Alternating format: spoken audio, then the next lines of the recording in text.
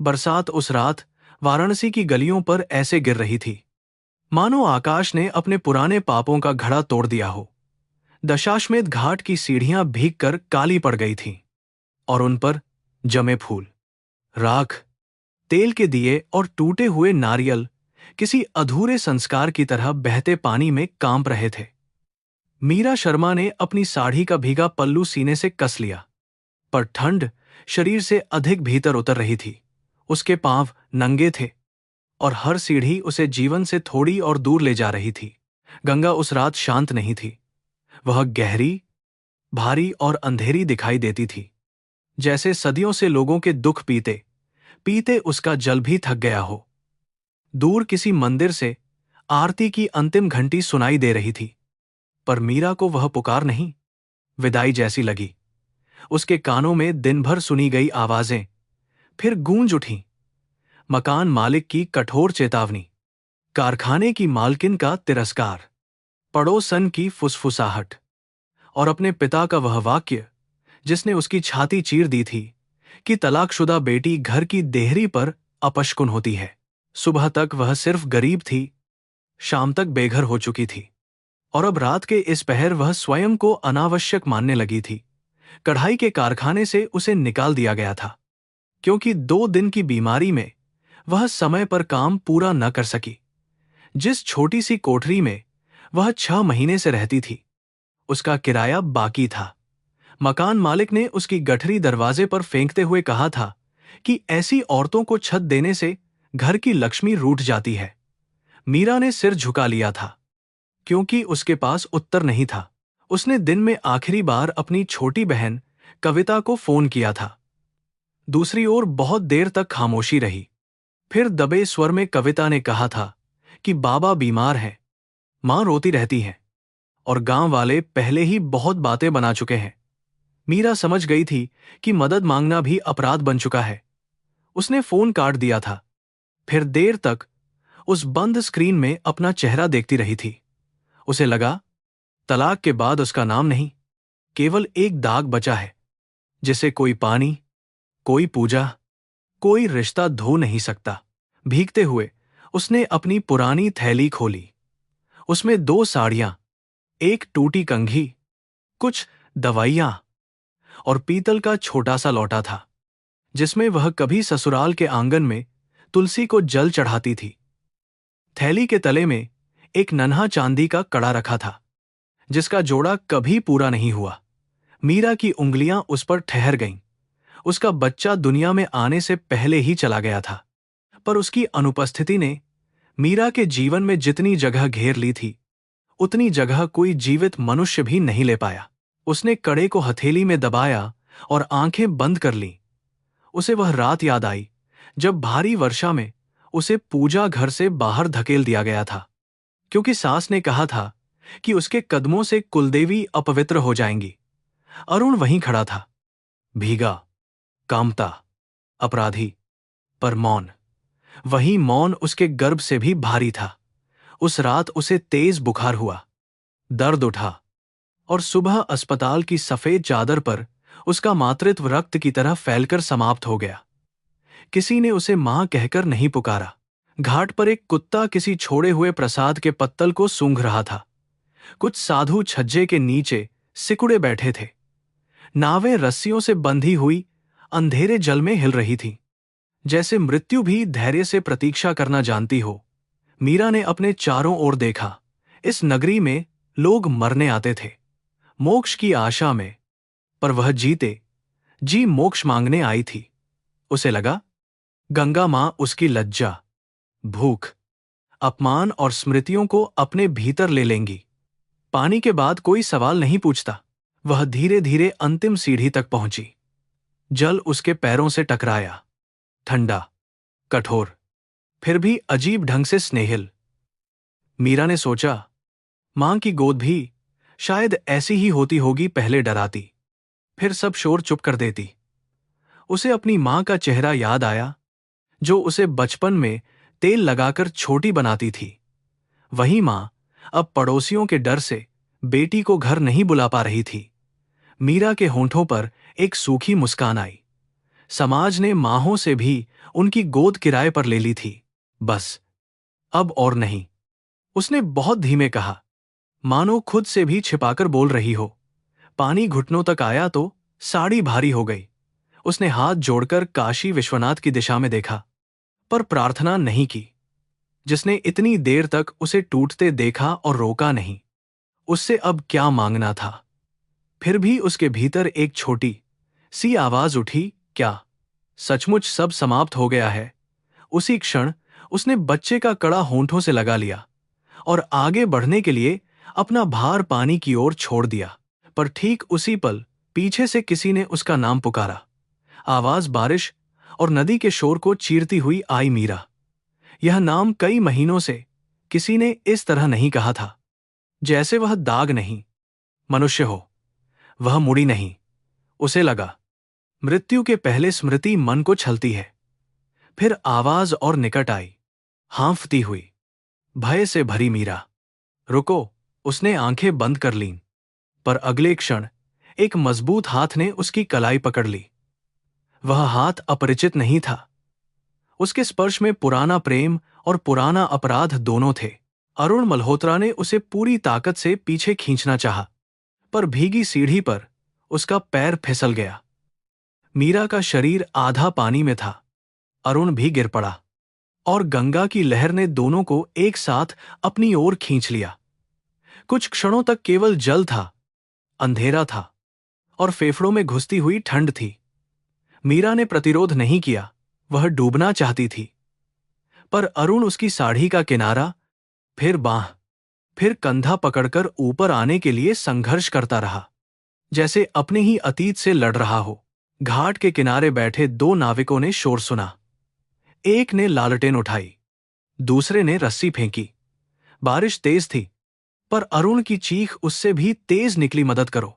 जिस आदमी ने कभी अपने ही घर में पत्नी के लिए आवाज नहीं उठाई थी, वह आज पूरी रात को फाड़कर पुकार रहा था।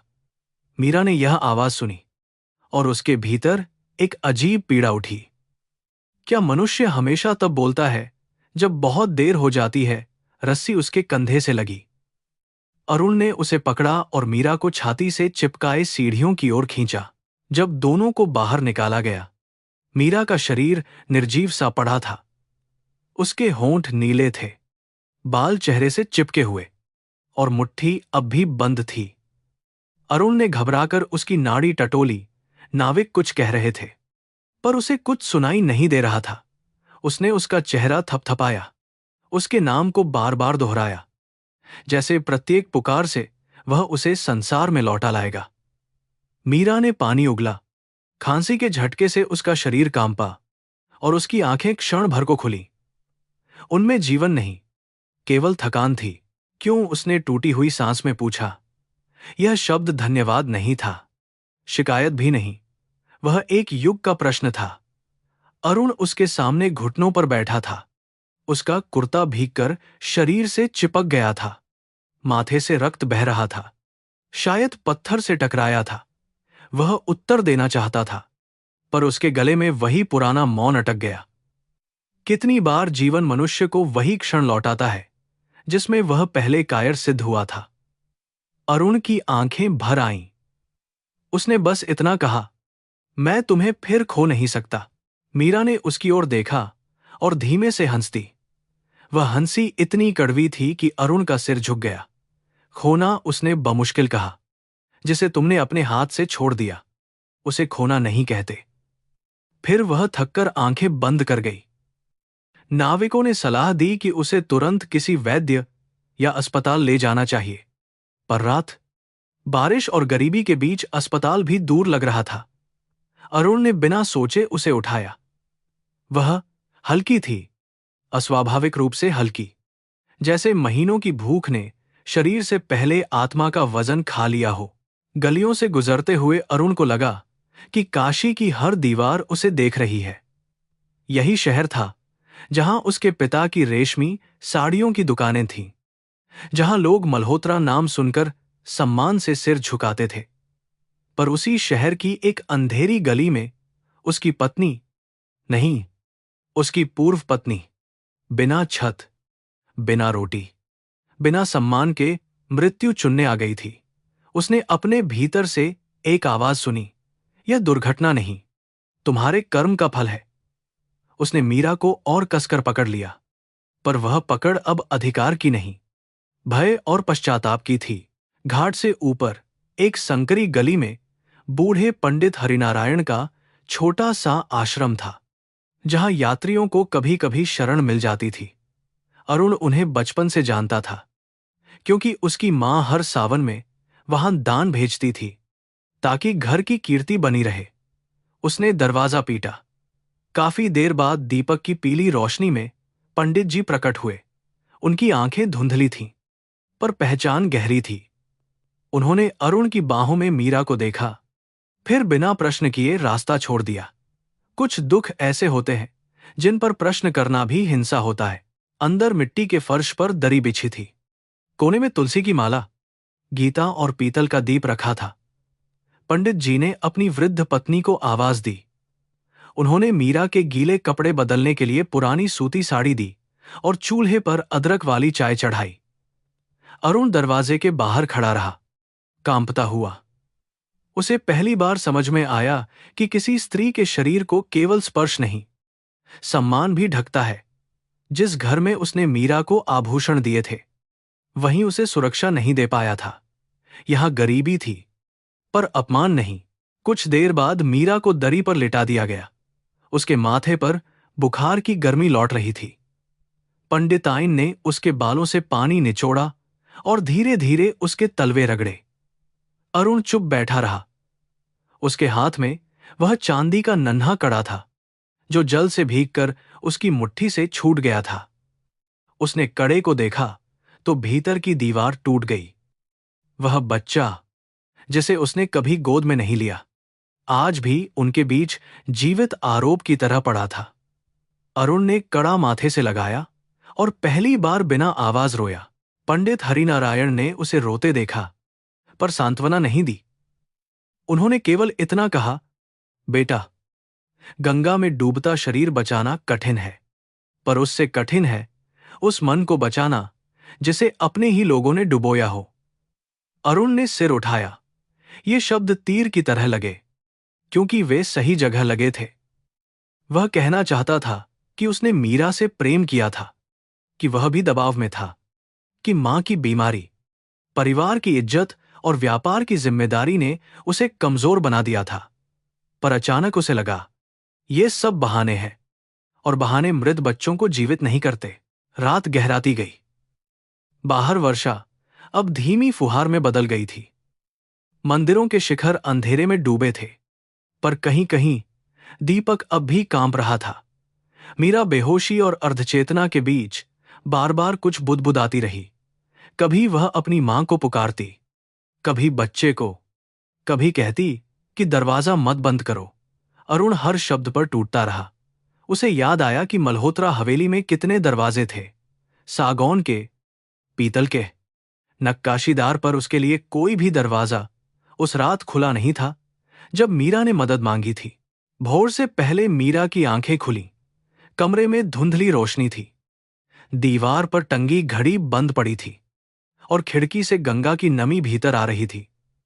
उसने पहले छत देखी, फिर पंडिताइन को, फिर अरुण को, जो दूर बैठा था, जैसे पास आने का अधिकार खो चुका हो। कुछ क्षणों तक दोनों की आंखें मिलीं। कभी इन आंखों के बीच 7 फेरे, मेहदी, सिंदूर और हंसी थी। अब उनके बीच नदी, अदालत, मृत बच्चा और अपमान की अनगिनत रातें थीं। मीरा ने चेहरा दूसरी ओर फेर लिया। अरुण धीरे से उठा, पर उसके कदम वहीं रुक गए। मीरा, उसने कहा, मैं तुम्हें घर ले जाना चाहता हूं। यह सुनते ही उसके चेहरे पर कठोरता आ गई। उसने सूखे होंठों से पूछा, कौन सा घर? वह जहां तुम्हारी मां मुझे कुलच्छनी कहती थी, या वह जहां तुम दीवार बनकर खड़े रहे और मैंने अकेले अपना बच्चा खो दिया? अरुण का चेहरा राख की तरफ फीका पड़ गया। उसने हाथ जोड़ लिए, पर मीरा ने आंखें बंद कर लीं। दया भी कभी कभी अपमान लगती है, जब वह न्याय की जगह आती है। पंडिताइन ने चाय का कटोरा मीरा के पास रखा। मीरा ने उसे हाथ नहीं लगाया। मुझे क्यों बचाया? उसने फिर पूछा। इस बार आवाज में क्रोध कम, थकान अधिक थी। अरुण ने लंबी सांस ली। क्योंकि मैं अपराधी हूं, वह बोला। और अपराधी को यह अधिकार नहीं कि पीड़ित को मृत्यु में धकेलकर स्वयं जीता रहे। मीरा ने उसकी ओर देखा। यह स्वीकारोक्ति देर से आई थी, बहुत देर से, पर झूठ नहीं लग रही थी। फिर भी उसके भीतर की राख में कोई चिंगारी नहीं जली। उसने कहा, मेरी मृत्यु से तुम्हारा अपराध हल्का हो जाता। अरुण ने सिर झुका लिया। बाहर पहली आरती की घंटियां बजने लगी थीं। घाटों पर लोग फिर आएंगे, स्नान करेंगे, पाप धोने का विश्वास करेंगे। जीवन की दुकानें खुलेंगी, रेशमी साड़ियां बिकेंगी, और कोई नहीं जानेगा कि रात गंगा ने एक स्त्री को लौटाया है जो लौटना नहीं चाहती थी। मीरा ने अपनी बंद मुट्ठी खोली। कड़ा गायब था। अरुण ने कांपते हाथ से उसे आगे बढ़ाया। मीरा ने कड़ा लिया, उसे सीने से लगाया, और पहली बार उसकी आंख से एक आंसू बहा, जिसमें शोक था, पर शायद जीवन की क्षीण नमी भी। सूरज बादलों के पीछे से निकला तो उसकी रोशनी कमरे में सीधे नहीं आई, केवल दीवार पर हल्की पीली परत बनकर ठहर गई। पंडित हरिनारायण ने खिड़की खोली। दूर गंगा बह रही थी, मानो रात की घटना उसका कोई निजी रहस्य हो। मीरा उठने की कोशिश में लड़खड़ा गई। अरुण आगे बढ़ा, फिर रुक गया। पंडित जी ने उसे देखा और धीमे से कहा, जिसे सहारा देना हो, पहले उससे पूछो कि उसे सहारा चाहिए भी या नहीं। अरुण ने पहली बार प्रेम को अधिकार नहीं, अनुमति की तरह समझा। मीरा ने बहुत देर बाद कहा, मैं तुम्हारे साथ नहीं जाऊंगी। कमरे में कोई चौंका नहीं, अरुण ने भी नहीं। शायद वह जानता था कि नदी से बचा लेने भर से टूटी हुई स्त्री वापस पत्नी नहीं बन जाती। उसने केवल पूछा, फिर कहाँ जाओगी? मीरा ने उत्तर नहीं दिया। उसके पास कोई स्थान नहीं था, पर वह उस घर में लौटने से बेहतर अनिश्चितता चुन सकती थी, जहां उसका नाम मिटाया गया था। अरुण ने अपनी जेब से पैसे निकालने चाहे, पर मीरा की आंखों ने उसे रोक दिया। वह भीख नहीं, अपना अस्तित्व मांग रही थी। भोर अब पूरी तरह जाग चुकी थी।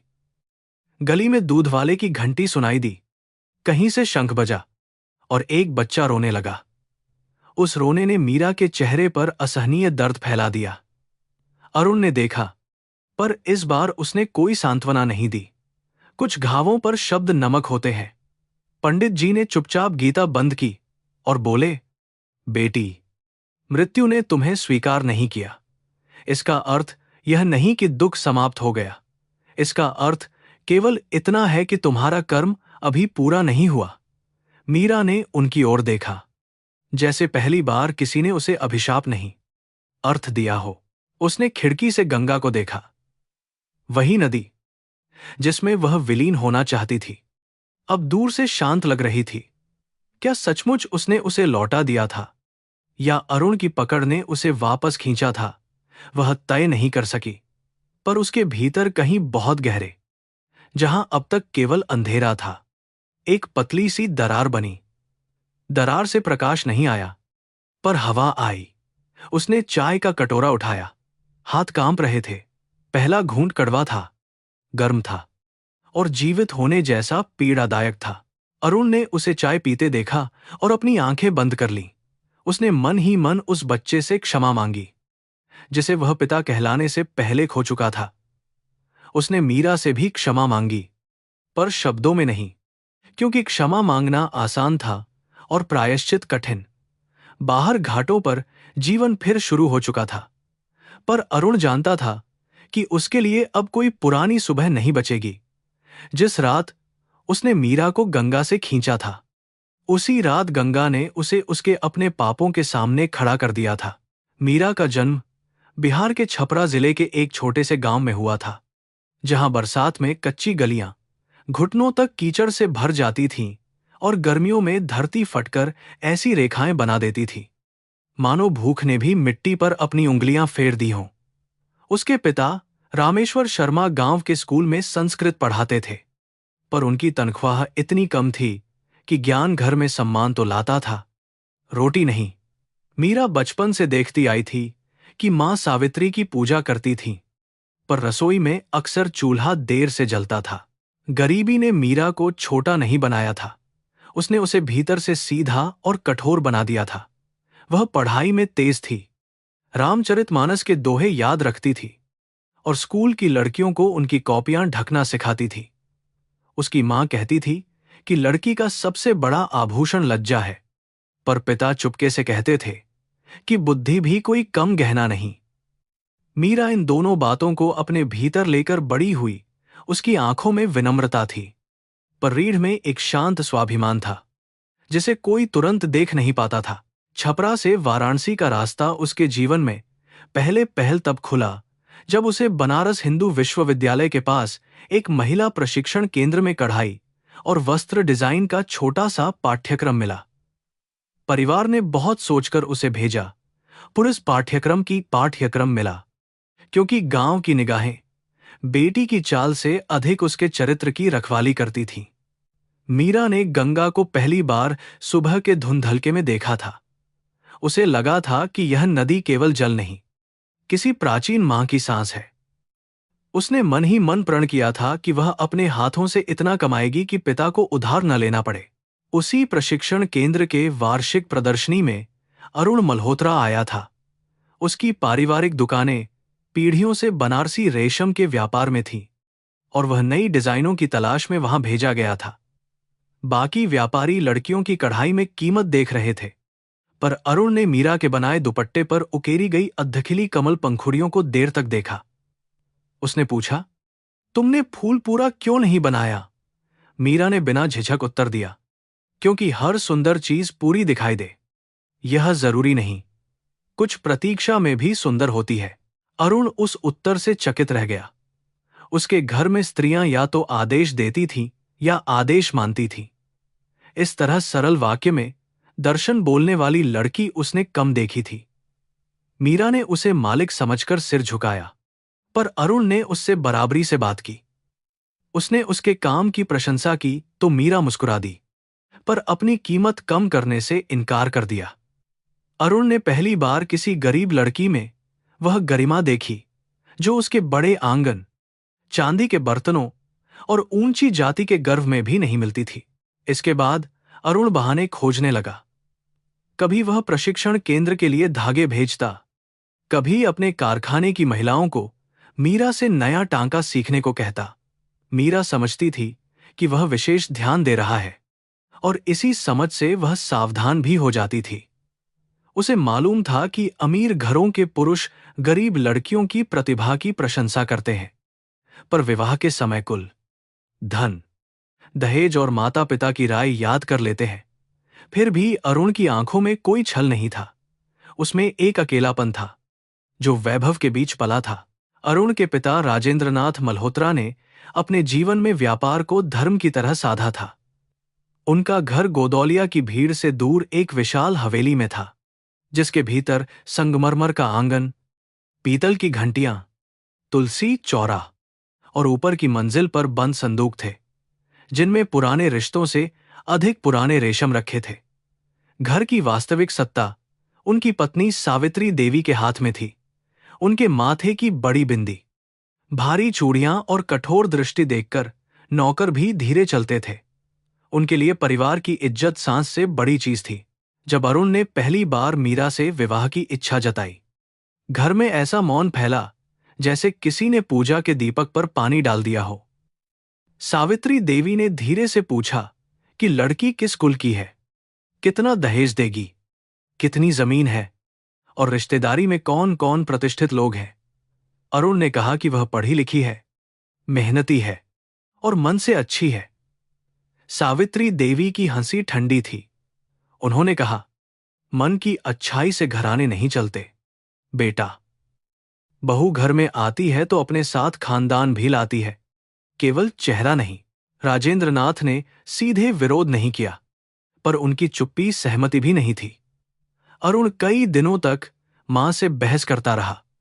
उसने पहली बार ऊंची आवाज में कहा कि वह व्यापार की साझेदारी कर सकता है, पर जीवन की साझेदारी अपनी इच्छा से चुनेगा।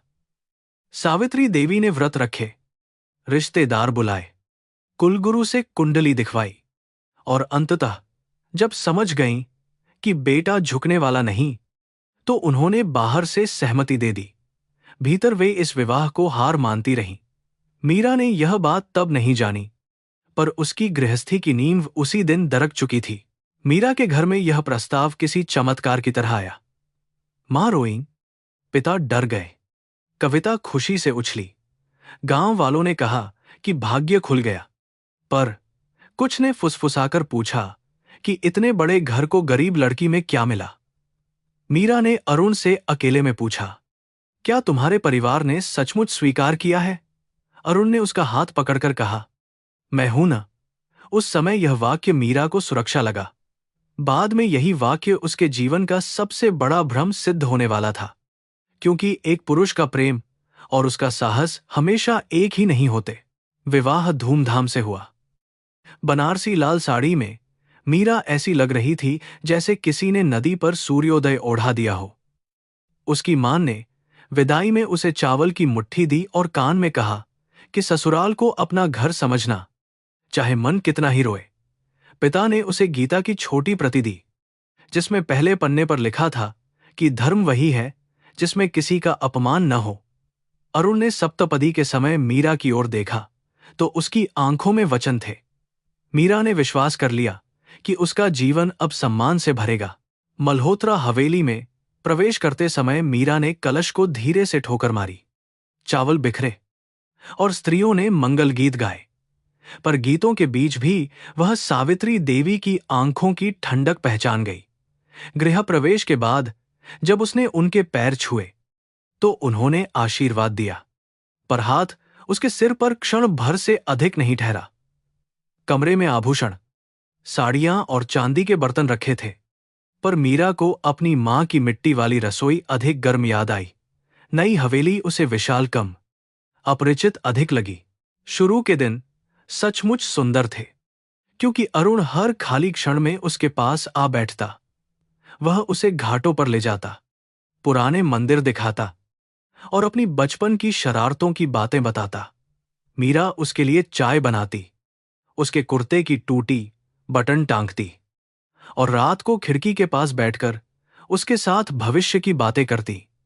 वह कहता कि एक दिन उनके कारखाने में गांव की गरीब लड़कियों को काम देगा। मीरा सुनते हुए सोचती कि शायद प्रेम केवल दो लोगों को नहीं, उनके आसपास की दुनिया को भी बदल सकता है। पर हवेली की सुबह प्रेम से नहीं, नियमों से शुरू होती थी। मीरा को ब्रह्म मुहूर्त में उठना होता, तुलसी को जल देना होता, रसोई में पहले देवताओं का भोग बनाना होता, फिर बड़ों की चाय। उसने सब सीखा, बिना शिकायत। समस्या काम में नहीं थी, अपमान में थी। यदि चपाती थोड़ी मोटी हो जाती, सावित्री देवी कहती कि गरीब घर की लड़कियां रसोई भी ठीक से नहीं जानती। यदि पूजा में मंत्र का उच्चारण अलग होता, वे कहती कि संस्कार किताबों से नहीं आते। मीरा चुप रहती, क्योंकि उसे बचपन से सिखाया गया था कि नई बहू का मौन ही उसका कवच है। घर की दूसरी स्त्रियां मुस्कुराकर मीरा से बात करती, पर उनकी मुस्कान में अपनापन नहीं, जिज्ञासा थी। किसी ने उसके दहेज पर टिप्पणी की, किसी ने उसके रंग पर, किसी ने कहा कि अरुण ने प्रेम विवाह कर लिया, इसलिए मां का दिल टूट गया। मीरा हर बात को अपने भीतर रखती और शाम को अरुण से कहने की सोचती, पर जब वह थका हुआ लौटता, उसके चेहरे पर व्यापार की चिंता होती। वह उसके बाल सहलाकर पूछता कि दिन कैसा था। मीरा मुस्कुरा देती। उसे डर था कि उसकी शिकायतें अरुण को मां से दूर कर देंगी, और वह किसी का घर तोड़ने वाली नहीं कहलाना चाहती थी। एक दिन सावित्री देवी ने परिवार के सामने मीरा से कहा कि वह अपने मायके की बोली कम बोले, क्योंकि घर में शुद्धता बनी रहनी चाहिए। सबने हल्की हंसी में बात टाल दी, पर मीरा के भीतर कुछ सिमट गया। भाषा तो मां की गोद जैसी होती है। उसे अशुद्ध कहना बचपन को अशुद्ध कहना था। रात में उसने अरुण से यह बात कही। अरुण ने उसे बाहों में लेकर कहा कि मां का मन पुराना है, धीरे धीरे बदल जाएगा। मीरा ने सिर उसके कंधे पर रख दिया, पर उसे पहली बार लगा कि धीरे धीरे बदलने की कीमत हमेशा उसे ही चुकानी होगी। इसके बावजूद मीरा ने हार नहीं मानी। उसने ससुराल के हर त्योहार को अपना बनाया। करवा चौथ पर उसने निर्जल व्रत रखा।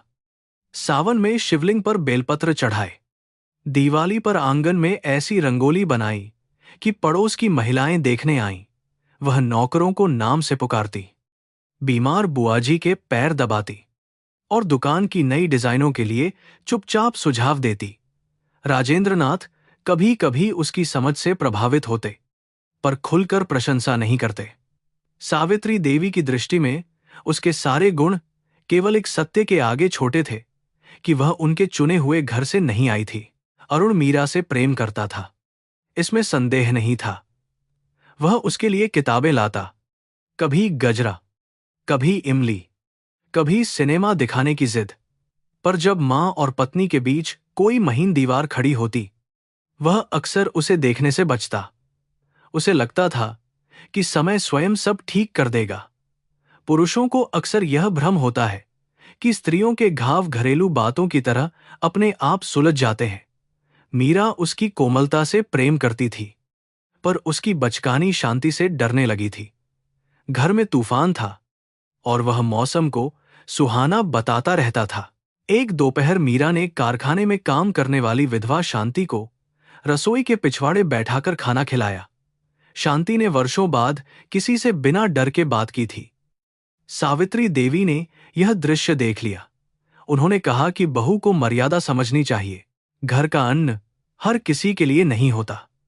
मीरा ने पहली बार धीमे पर स्पष्ट स्वर में कहा कि भूखे मनुष्य को खाना देना अपवित्रता नहीं हो सकती। कमरे में सन्नाटा छा गया। सावित्री देवी ने उस दिन कुछ नहीं कहा, पर उनके मौन में निर्णय था। मीरा ने अपनी सीमा पार कर दी थी। उस रात अरुण ने उसे समझाया कि मां के सामने इस तरह उत्तर देना ठीक नहीं। मीरा ने पूछा, यदि सत्य भी उनके सामने सिर झुकाकर बोले तभी स्वीकार होगा? अरुण असहज हो गया। उसने कहा कि घर चलाने के लिए कुछ बातों को छोड़ना पड़ता है। मीरा ने उसे ध्यान से देखा। वह वही पुरुष था जिसने विवाह से पहले कहा था कि सम्मान धन से बड़ा है। अब वही सम्मान घरेलू शांति के बदले गिरवी रखने को कह रहा था। मीरा ने बहस नहीं की, पर उसके भीतर एक छोटा सा विश्वास उस रात चुपचाप मर गया।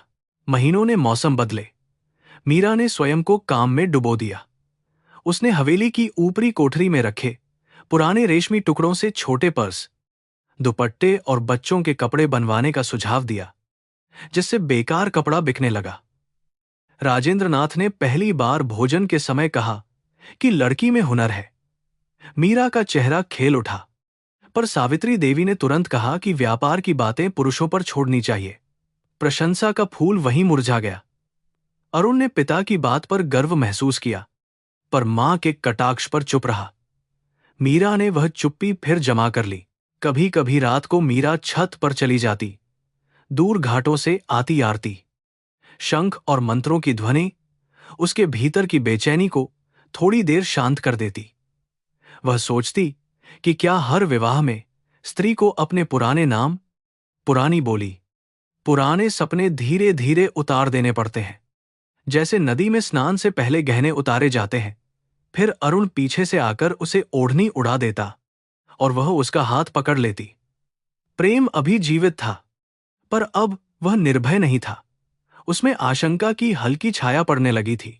पहली होली पर मीरा ने अरुण के चेहरे पर हल्का गुलाल लगाया तो उसने हंसकर उसकी मांग में रंग भर दिया। सबने ताली बजाई, पर सावित्री देवी की आंखों में क्षण भर को अजीब कठोरता आई। उन्हें लगा यह लड़की उनके बेटे को अपने रंग में रंग रही है। उत्सव के बाद उन्होंने मीरा से कहा कि बहू को सार्वजनिक हंसी में सीमा रखनी चाहिए। मीरा ने सोचा, क्या पत्नी की खुशी भी घर की मर्यादा को चोट पहुंचा सकती है? उस दिन से उसने अरुण के सामने भी अपनी हंसी थोड़ी धीमी कर दी। प्रेम के घर में भय ने पहला कमरा ले लिया। फिर भी मीरा ने अपनी आशा बचाए रखी। वह मानती थी कि मनुष्य का हृदय पत्थर नहीं, मिट्टी है। यदि धैर्य से सींचा जाए तो उसमें करुणा उग सकती है। उसने सावित्री देवी के घुटनों में तेल लगाया, उनके व्रतों के लिए फल काटे, उनके मायके से आए रिश्तेदारों की सेवा की। कभी कभी सावित्री देवी के चेहरे पर क्षणिक नरमी दिखती, पर अगले ही दिन कोई कटाक्ष उसे फिर मिटा देता। मीरा ने समझा कि कुछ लोग प्रेम स्वीकार करना चाहते भी हैं, पर अपना अहंकार खोने के डर से हाथ पीछे खींच लेते हैं। एक शाम अरुण उसे अपने पुराने कमरे में ले गया, जहां बचपन की किताबें और टूटी पतंगें रखी थीं। उसने कहा कि वह चाहता है उनके बच्चे इस हवेली में नहीं, एक ऐसे घर में बड़े हों जहां डर कम हो। मीरा ने उसकी ओर देखा। बच्चे का नाम आते ही उसके चेहरे पर अज्ञात प्रकाश फैल गया। उसने धीरे से पूछा, लड़की हुई तो? अरुण ने हंसकर कहा, तो वह तुम्हारी तरह जिद्दी और मेरी तरह डरपोक नहीं होगी। मीरा ने उसकी बात पर मुस्कुराया, पर भीतर कहीं उसने प्रार्थना की कि उनका बच्चा किसी भी घर में जन्म ले, उसे प्रेम के लिए प्रमाण न देना पड़े। उस रात मीरा ने अपनी मां को पत्र लिखा। उसने ससुराल की कठिनाइयों का उल्लेख नहीं किया, केवल इतना लिखा कि घर बड़ा है, जिम्मेदारियां बड़ी हैं और अरुण अच्छा है। उसने झूठ नहीं लिखा, पर पूरा सच भी नहीं। भारतीय बेटियां अक्सर अपने दुख को शब्दों में नहीं भेजती, क्योंकि मायके में बैठी मां उन शब्दों को पढ़कर सारी रात जागेंगी। उसने पत्र के अंत में लिखा कि गंगा के किनारे जीवन गहरा है और उसे लगता है कि ईश्वर ने उसे कोई बड़ा धैर्य सिखाने भेजा है। उसे क्या पता था कि धैर्य और अन्याय के बीच रेखा इतनी महीन होगी। धीरे धीरे हवेली ने मीरा को अपना आकार देने की कोशिश की। उसकी साड़ियां भारी हुई, गहने बढ़े, बोलना कम हुआ और मुस्कान में सावधानी आ गई। बाहर से वह सचमुच मल्होत्रा घर की बहू लगने लगी थी। भीतर वह अब भी छपरा की वही लड़की थी जो अधखिला कमल बनाती थी, क्योंकि उसे प्रतीक्षा पर विश्वास था। अरुण कभी कभी उसकी थकान पहचानता और पछतावे से भर उठता, पर फिर मां की आवाज, पिता की उम्मीद और व्यापार की उलझनें उसे खींच लेती। मीरा ने प्रेम किया था, इसलिए वह प्रतीक्षा करती रही। वह नहीं जानती थी कि कुछ प्रतीक्षाएं फूल नहीं बनती, कांटे बनकर भीतर धंस जाती हैं। अभी उसके हाथों की मेहंदी की स्मृति पूरी तरह फीकी भी नहीं पड़ी थी। अभी सिंदूर उसे दर्पण में आश्वासन देता था। अभी अरुण की बाहों में उसे घर का भ्रम मिल जाता था। पर नियति धीरे धीरे उन सब धागों को परख रही थी जिनसे उसका वैवाहिक जीवन बुना गया था। रेशम चमकता बहुत है, उन कुछ तोतू अथासकार में, पर एक बार कट जाए तो उसकी मरम्मत साफ दिखाई देती है। मीरा के जीवन का रेशम अभी केवल तना था, टूटा नहीं था। विवाह के 8वें महीने में मीरा ने पहली बार अपने भीतर एक अजीब सी थकान महसूस की, जो काम की थकान जैसी नहीं थी। सुबह तुलसी पर जल चढ़ाते समय उसे हल्की चक्कर आई और पीतल का लौटा हाथ से छूटते छूटते बचा। पंडिताइन ने कभी कहा था कि स्त्री का शरीर कई बार आत्मा से पहले रहस्य जान लेता है। उस दिन मीरा ने अपने पेट पर हाथ रखा तो उसे बिना कारण रोना आ गया। शाम को वैद्य ने मुस्कुराकर कहा कि घर में नन्हे पांव आने वाले हैं। मीरा ने पहली बार हवेली की दीवारों को अपना समझना चाहा। जब अरुण को खबर मिली, वह कुछ क्षण शब्दहीन खड़ा रहा, फिर बच्चे की तरह हंस पड़ा। उसने मीरा को इतना कसकर गले लगाया कि वह शर्म से लाल हो गई। उसके लिए यह केवल पिता बनने का समाचार नहीं था, यह मानो घर के भीतर जन्म लेती हुई आशा थी। उसने कहा कि अब सब बदल जाएगा, मां भी पिघल जाएंगी, पिता भी खुलकर मुस्कुराएंगे और हवेली में मीरा का स्थान कोई नहीं छीन सकेगा। मीरा ने उसकी आंखों में देखा और विश्वास करना चाहा। गर्भ में पलता बच्चा उसे सुरक्षा का वचन लगता था। सावित्री देवी ने समाचार सुना तो उनके चेहरे पर प्रसन्नता आई, पर वह प्रसन्नता भी नियंत्रण से बंधी हुई थी। उन्होंने तुरंत कुलदेवी के मंदिर में प्रसाद चढ़ाने की तैयारी करवाई, नौकरों को मिठाई बांटी और रिश्तेदारों को संदेश भेजा कि मल्होत्रा वंश की ज्योति आने वाली है। पर जब वे मीरा के कमरे में आईं, तो उनके आशीर्वाद में अपनापन कम, अधिकार अधिक था। उन्होंने उसके सिर पर हाथ रखकर कहा कि अब उसे अपने हर कदम पर ध्यान रखना होगा, क्योंकि वह अकेली नहीं रही। मीरा ने सोचा, शायद यह चिंता है, पर स्वर में आदेश था। गर्भ के पहले महीने मीरा के लिए कोमल चमत्कारों से भरे थे। वह सुबह उठते ही खिड़की से आती रोशनी को अलग ढंग से देखती, जैसे उसमें बच्चे का चेहरा छिपा हो। अरुण रात को उसके लिए दूध में केसर मिलाकर लाता और बच्चे से बातें करता। वह कहता कि बेटा हो या बेटी, वह उसे घाटों पर नाव में घुमाएगा। मीरा मन ही मन बेटी की कल्पना करती, छोटी चूड़ियों वाली, बड़ी आंखों वाली, जिसे वह कभी यह नहीं सिखाएगी कि चुप रहना ही स्त्री का धर्म है। मातृत्व ने उसके भीतर दबे साहस को धीरे धीरे जगाना शुरू किया, पर हवेली में हर आनंद के पीछे भय की छाया रहती थी।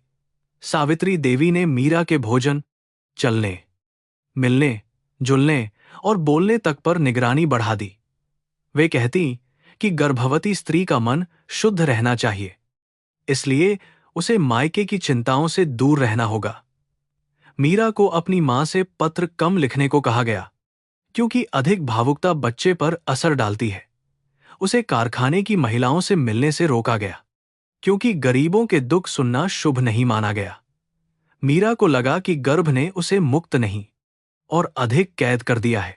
इन्हीं दिनों राघव नाम का एक युवक कारखाने में नौकरी मांगने आया। वह मीरा के प्रशिक्षण केंद्र का पुराना सहपाठी था। गरीब परिवार से, पर ईमानदार और मेहनती। मीरा ने उसे पहचान लिया और अरुण से कहा कि यदि काम हो तो उसे आजमाया जा सकता है। अरुण ने उसकी कढ़ाई देखी और उसे अस्थायी काम दे दिया। बात इतनी सरल थी, पर सावित्री देवी ने इसे सरल रहने नहीं दिया। उन्होंने दूर से मीरा और राघव की 2-3 औपचारिक बातों को देखा और उनके मन में संदेह का पहला बीज गिर गया। संदेह कभी प्रमाण से नहीं, अहंकार से उगता है। सावित्री देवी ने सीधे कुछ नहीं कहा, पर उनका व्यवहार बदलने लगा। वे अचानक पूछती कि मीरा प्रशिक्षण केंद्र में किन किन लोगों के साथ पढ़ती थी, वहां कितने पुरुष आते थे, और गरीब घरों की लड़कियां शहर में रहकर कितना संयम रख पाती हैं। मीरा पहले तो समझ नहीं पाई, फिर एक दिन बात का कांटा उसके सीने में चुभ गया। उसने शांत स्वर में कहा कि राघव उसके लिए केवल पुराना परिचित है। सावित्री देवी ने मुस्कुराकर उत्तर दिया कि बहू को अपने अतीत की परछाइयों से सावधान रहना चाहिए। मीरा ने उस क्षण अपने गर्भ पर हाथ रख लिया। अरुण ने जब मीरा के चेहरे पर यह चोट देखी तो उसने मां से बात करने का आश्वासन दिया, पर बातचीत के समय वह निर्णायक नहीं हो पाया। सावित्री देवी ने रोते हुए कहा कि वह केवल परिवार की इज्जत की रक्षा कर रही हैं और गर्भ में पल रहे बच्चे की शुद्ध वंश रेखा पर कोई प्रश्न न उठे, यह उनकी जिम्मेदारी है। अरुण क्रोधित हुआ, पर मां की आंखों के आंसू देखकर नरम पड़ गया। उसने कहा कि मीरा पर संदेह करना अन्याय है, पर बात वहीं छोड़ दी। अन्याय को आधे वाक्य में रोकना, उसे आगे बढ़ने की अनुमति देना होता है। मीरा को यह सब धीरे धीरे पता चलता रहा। नौकरानी ने डरते हुए बताया कि घर की बड़ी मालकिन ने राघव को कारखाने के दूसरे हिस्से में भेज दिया है। एक रिश्तेदार ने मजाक में कहा कि प्रेम विवाह करने वाली बहुएं घरवालों को हमेशा चौकन्ना रखती है। मीरा मुस्कुराकर रह गई, पर रात को उसे नींद नहीं आई।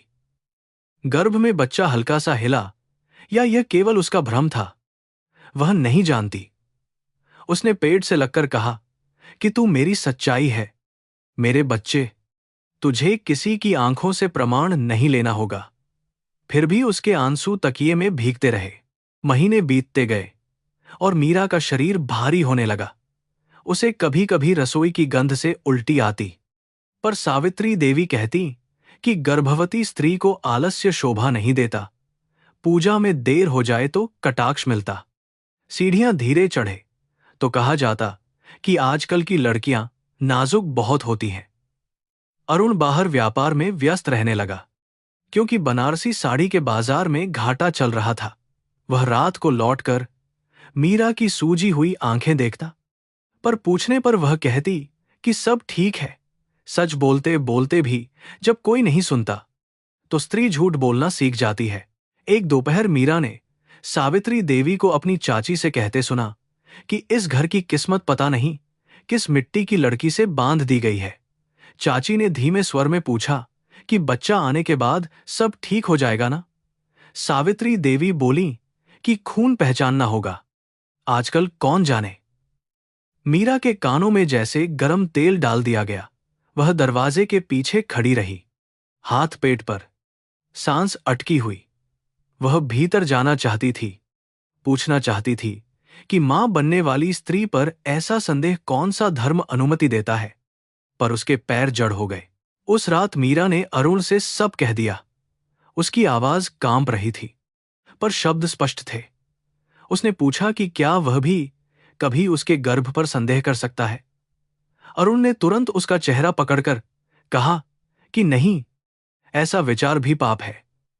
मीरा ने फिर पूछा कि यदि यह पाप है तो वह पाप हवेली में खुलकर क्यों घूम रहा है।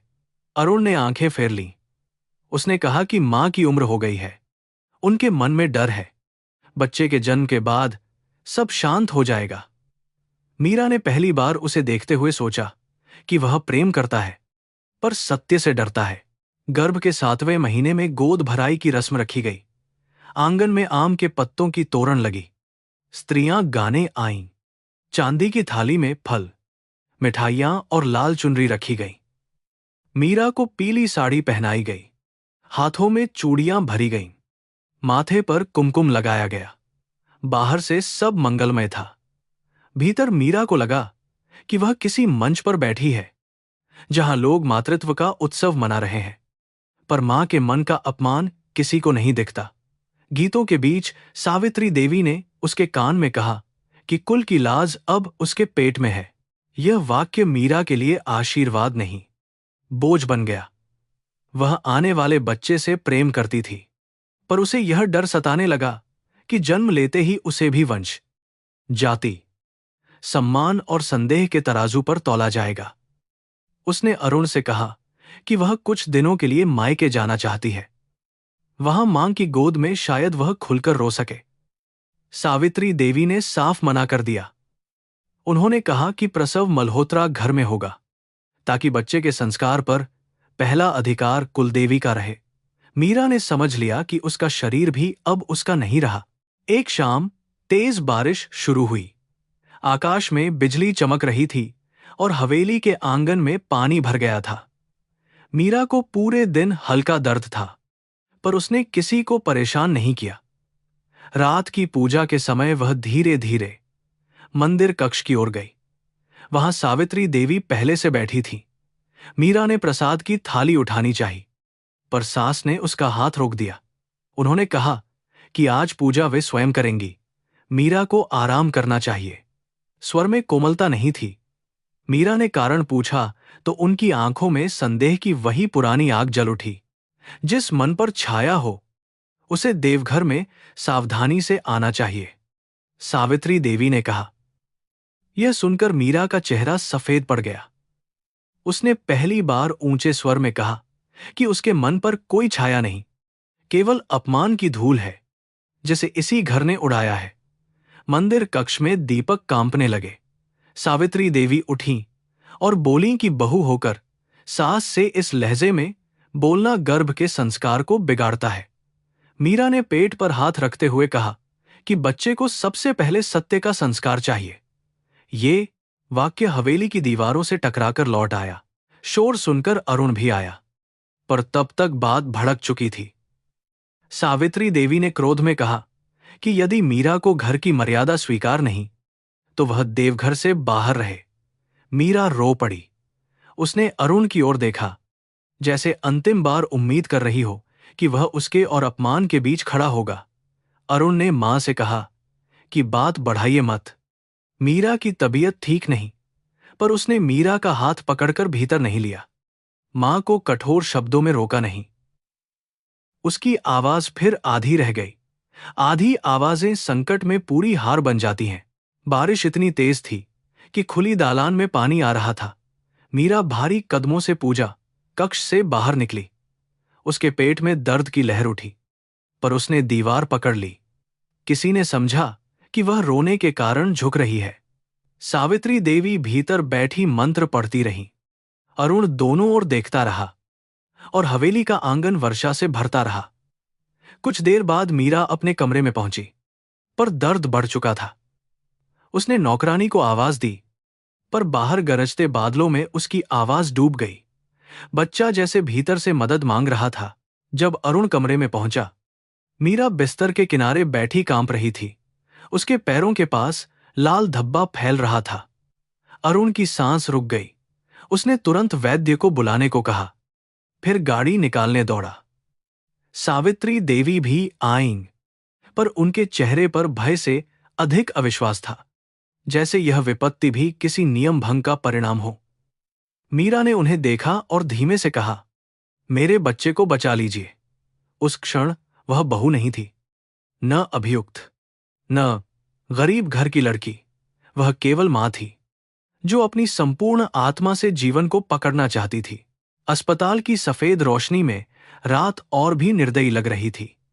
डॉक्टरों ने जल्दी जल्दी प्रश्न किए, दवाइयां दीं, पर मीरा दर्द और बेहोशी के बीच डूबती उत्तर आती रही।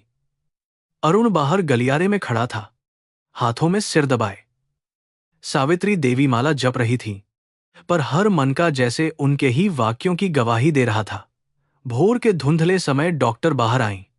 उनके चेहरे की गंभीरता ने सब कह दिया। बच्चा नहीं बच सका। अरुण ने दीवार पकड़ ली।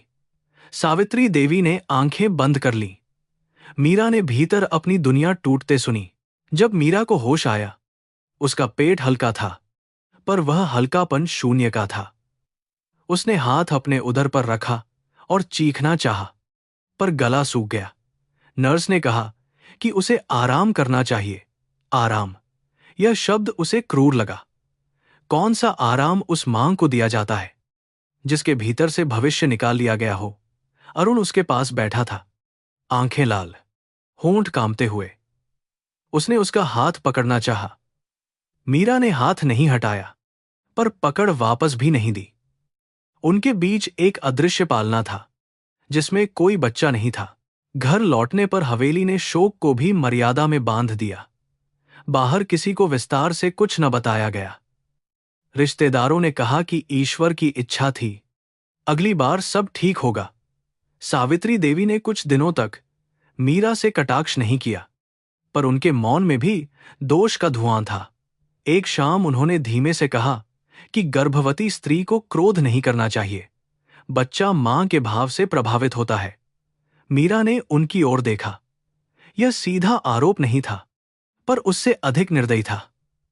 उसने समझ लिया कि मृत बच्चा भी उसे निर्दोष सिद्ध नहीं कर पाया। अरुण पश्चाताप में डूबा रहता, पर उसका पश्चाताप मीरा को लौटाता नहीं था। वह रात को जाग कर रोता, उसे दवा देता, डॉक्टर से सलाह लेता, पर जब मीरा पूछती कि उस रात तुमने मुझे अकेला क्यों छोड़ा, वह टूटकर चुप हो जाता।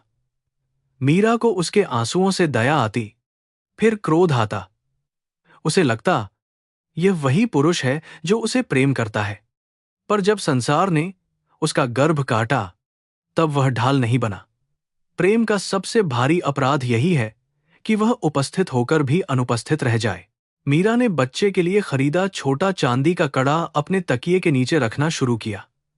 वह उसे सुबह छूती, रात को छूती और कभी कभी उससे बात करती।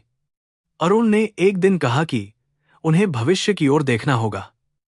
मीरा ने बहुत शांत स्वर में पूछा कि क्या भविष्य उस बच्चे की कब्र पर बनाया जाएगा, जिसके लिए कोई शोक सभा भी नहीं हुई। अरुण रो पड़ा। मीरा ने पहली बार उसके आंसुओं से अपने को दूर पाया। दुख ने उन्हें एक साथ नहीं, अलग अलग द्वीपों पर फेंक दिया था। बीच में नदी थी, गहरी और अनकही। समय बीता, पर हवेली में मीरा की जगह और अस्थिर हो गई। अब उसे अपशकुन कहा जाने लगा, कभी खुलकर, कभी संकेतों में। पूजा के दिनों में उसे कम आगे आने दिया जाता। गर्भवती रिश्तेदारों के पास बैठते समय लोग सावधान हो जाते। सावित्री देवी ने एक दिन कहा कि कुछ स्त्रियों की कुंडली में मातृत्व भारी होता है। मीरा ने उस दिन कोई उत्तर नहीं दिया। उसने महसूस किया कि समाज स्त्री की कोख को मंदिर कहता है, पर जब मंदिर उजड़ जाए तो पुजारी उसी स्त्री को दोषी ठहराते हैं। उसके भीतर अब केवल राख बची थी। एक रात मीरा ने अरुण से कहा कि वह इस घर में सांस नहीं ले पा रही। अरुण ने कहा कि वह अलग घर की व्यवस्था करेगा। थोड़ा समय चाहिए। यह थोड़ा समय मीरा के लिए पहाड़ था। वह महीनों से समय को खून की तरह बहते देख रही थी। उसने पूछा कि क्या वह आज इसी क्षण उसके साथ चल सकता है। अरुण ने मां की तबीयत, पिता की चिंता, व्यापार के संकट और समाज की बातों का नाम लिया। मीरा ने उसकी बात पूरी होने से पहले आंखें बंद कर लीं। उसे उत्तर मिल चुका था। वह फिर अकेली थी। बच्चे की मृत्यु के बाद मल्होत्रा हवेली में एक ऐसी शांति फैल गई जो शोक से अधिक भयावह थी। लोग धीमे बोलते, दरवाजे धीरे बंद करते, पर मीरा जानती थी कि दीवारों के भीतर उसके लिए निर्णय तेज गति से पक रहे हैं। सावित्री देवी अब सीधे अपमान कम करती, पर हर पूजा, हर भोजन, हर रिश्तेदारी में मीरा को किनारे बैठाकर यह जता देती कि वह घर की पूर्ण सदस्य नहीं रही। अरुण उसके पास आता, दवा देता, देर तक बैठता, पर उसकी उपस्थिति भी टूटी हुई नाव जैसी थी, जो किनारा दिखाती थी पर पार नहीं ले जाती थी। राजेंद्रनाथ मल्होत्रा पहले से अधिक चुप रहने लगे थे। उन्हें बहू के साथ अन्याय दिखाई देता था, पर जीवन भर पत्नी की कठोरता को परिवार की व्यवस्था समझते समझते उनकी आत्मा भी समझौते की आदी हो चुकी थी। एक रात उन्होंने अरुण से कहा कि घर में अशांति व्यापार पर असर डालती है और समाज में बातें फैलने से पहले कोई ठोस निर्णय लेना होगा। अरुण ने क्रोध में पूछा कि क्या पत्नी को निकाल देना ठोस निर्णय है? पिता ने नजरें झुका लीं। उन्होंने कहा कि कभी कभी घर बचाने के लिए एक संबंध को त्यागना पड़ता है। यह बात धीरे धीरे मीरा तक पहुंची, जैसे किसी बंद कमरे में धुआं रिसता है। उसने अरुण से पूछा कि क्या सचमुच उसके बारे में कोई निर्णय हो रहा है। अरुण ने पहले इनकार किया, फिर कहा कि कुछ दिन के लिए वह मायके चली जाए तो वातावरण शांत हो सकता है। मीरा ने उसे बहुत देर तक देखा। मैं वातावरण हूं या मनुष्य? उसने पूछा। अरुण ने उत्तर नहीं दिया। वह चाहता था कि वह उसे बचा ले, पर बचाने का अर्थ मां के सामने खड़ा होना था, और यही वह जगह थी जहां उसका साहस बार बार टूट जाता था। मीरा ने मायके जाने की बात स्वयं मां को लिखी, पर उत्तर कई दिन बाद आया। पत्र पिता के हाथ का था, अक्षर कांप रहे थे। उसमें लिखा था कि गांव में पहले ही बहुत बातें हो रही हैं, और यदि वह अचानक लौट आई तो कविता का रिश्ता टूट सकता है। पिता ने यह भी लिखा कि वे उसे दोष नहीं देते, पर परिस्थिति कठिन है। पत्र पढ़ते पढ़ते मीरा की आंखों के सामने बचपन का आंगन धुंधला हो गया। जिस घर की देहरी पर वह नंगे पांव दौड़ी थी, वही देहरी अब उसकी छाया से डर रही थी। सावित्री देवी ने इस पत्र को अपने निर्णय का प्रमाण मान लिया। उन्होंने रिश्तेदारों को बुलाना शुरू किया। कोई कहता कि अरुण अभी जवान है, फिर से विवाह हो सकता है। कोई कहता कि जिस स्त्री ने पहले ही घर में अशुभ कर दिया, उसे और रखना मूर्खता है। मीरा भीतर कमरे में बैठी ये आवाजें सुनती रहती। उसे आश्चर्य होता कि लोग उसके जीवन पर चर्चा ऐसे कर रहे हैं जैसे खराब रेशमी थान के बारे में सलाह दे रहे हों। किसी ने यह नहीं पूछा कि वह जीना चाहती है या नहीं, रहना चाहती है या जाना। अंततः एक दिन परिवार के पुराने वकील को बुलाया गया। वह धूसर बालों वाला, नम्र बोलने वाला आदमी था, जो हर क्रूर बात को कानूनी भाषा में नरम बना देता था। उसने कहा कि आपसी सहमति से अलगाव सबसे शांतिपूर्ण मार्ग होगा। मीरा ने सहमति शब्द सुना तो उसके भीतर कुछ टूटकर हंस पड़ा। क्या सहमति वही होती है जिसमें स्त्री के पास कोई छत न हो, कोई सहारा न हो, कोई सुनने वाला न हो?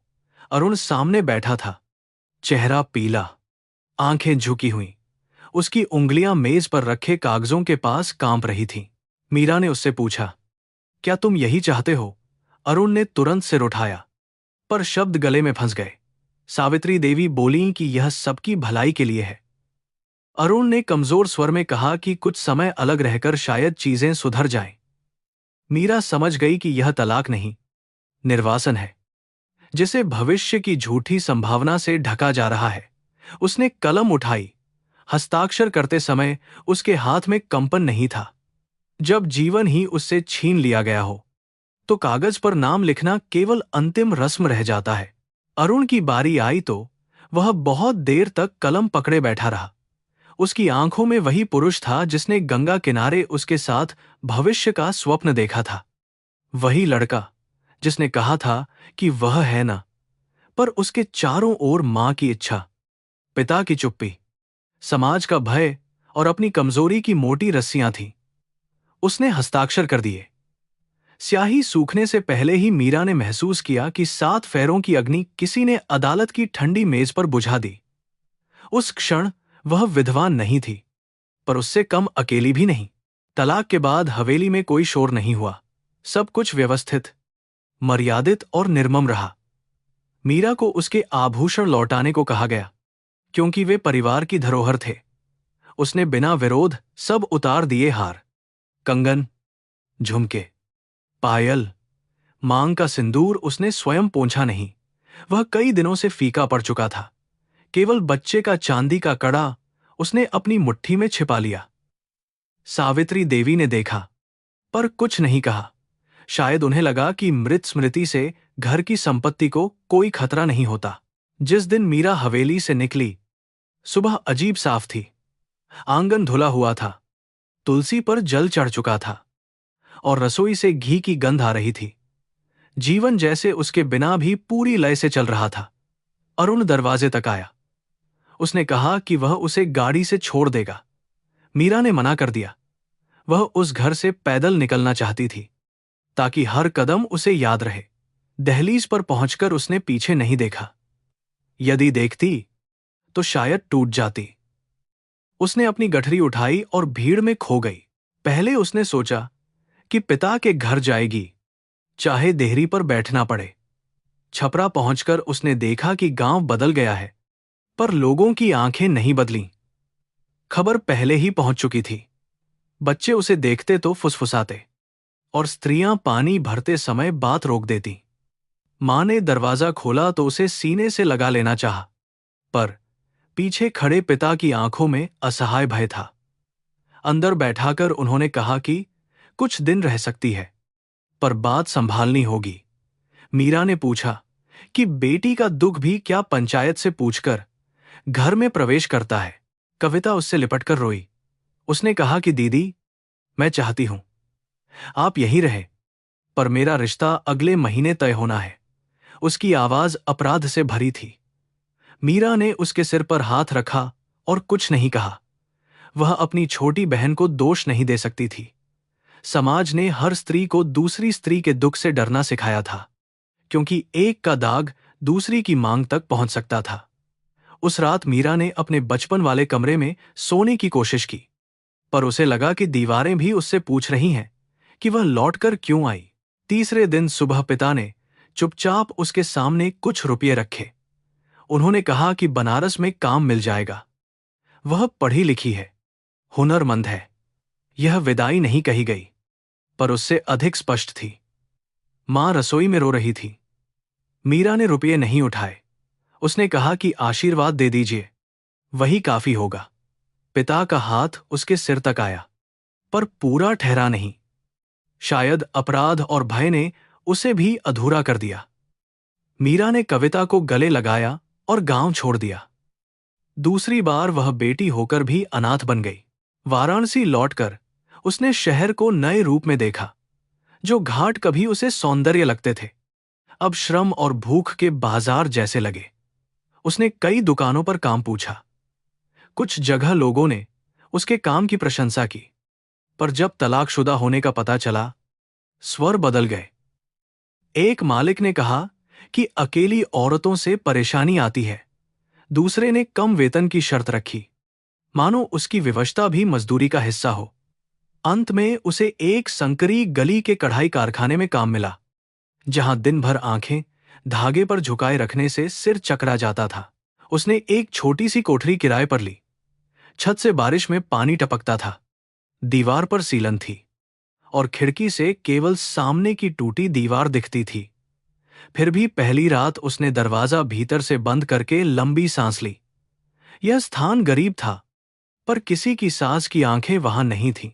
उसने चूल्हा जलाया, चावल पकाए और बच्चे का कड़ा दीवार की छोटी दरार में रख दिया, जैसे घर का देवता स्थापित कर रही हो। अकेले भोजन करते समय उसे अरुण की याद आई, पर उसने स्वयं को रोने की अनुमति नहीं दी। कारखाने में शांति। जमुना और फरजाना जैसी स्त्रियां काम करती थीं, जिनकी कहानियां अलग थीं पर पीड़ा समान।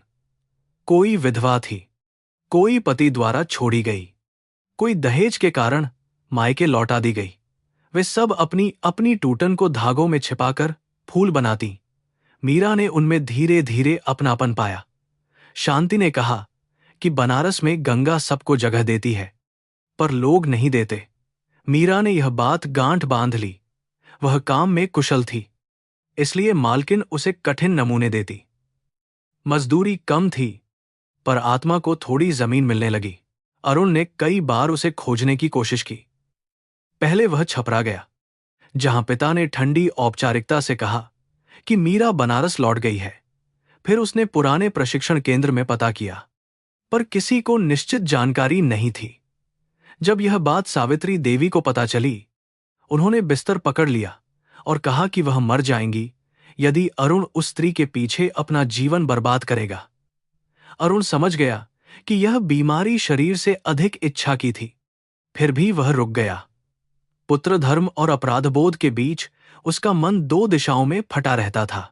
कभी कभी वह गाड़ी लेकर उन्हीं गलियों से गुजरता जहां गरीब कारीगर रहते थे। उसे हर पतली आकृति में मीरा दिखती, हर भीगी साड़ी में उसकी परछाई, पर वह उसे पा नहीं सका। शायद वह सचमुच छिपना चाहती थी, या शहर ने उसे अपनी भीड़ में छिपा लिया था।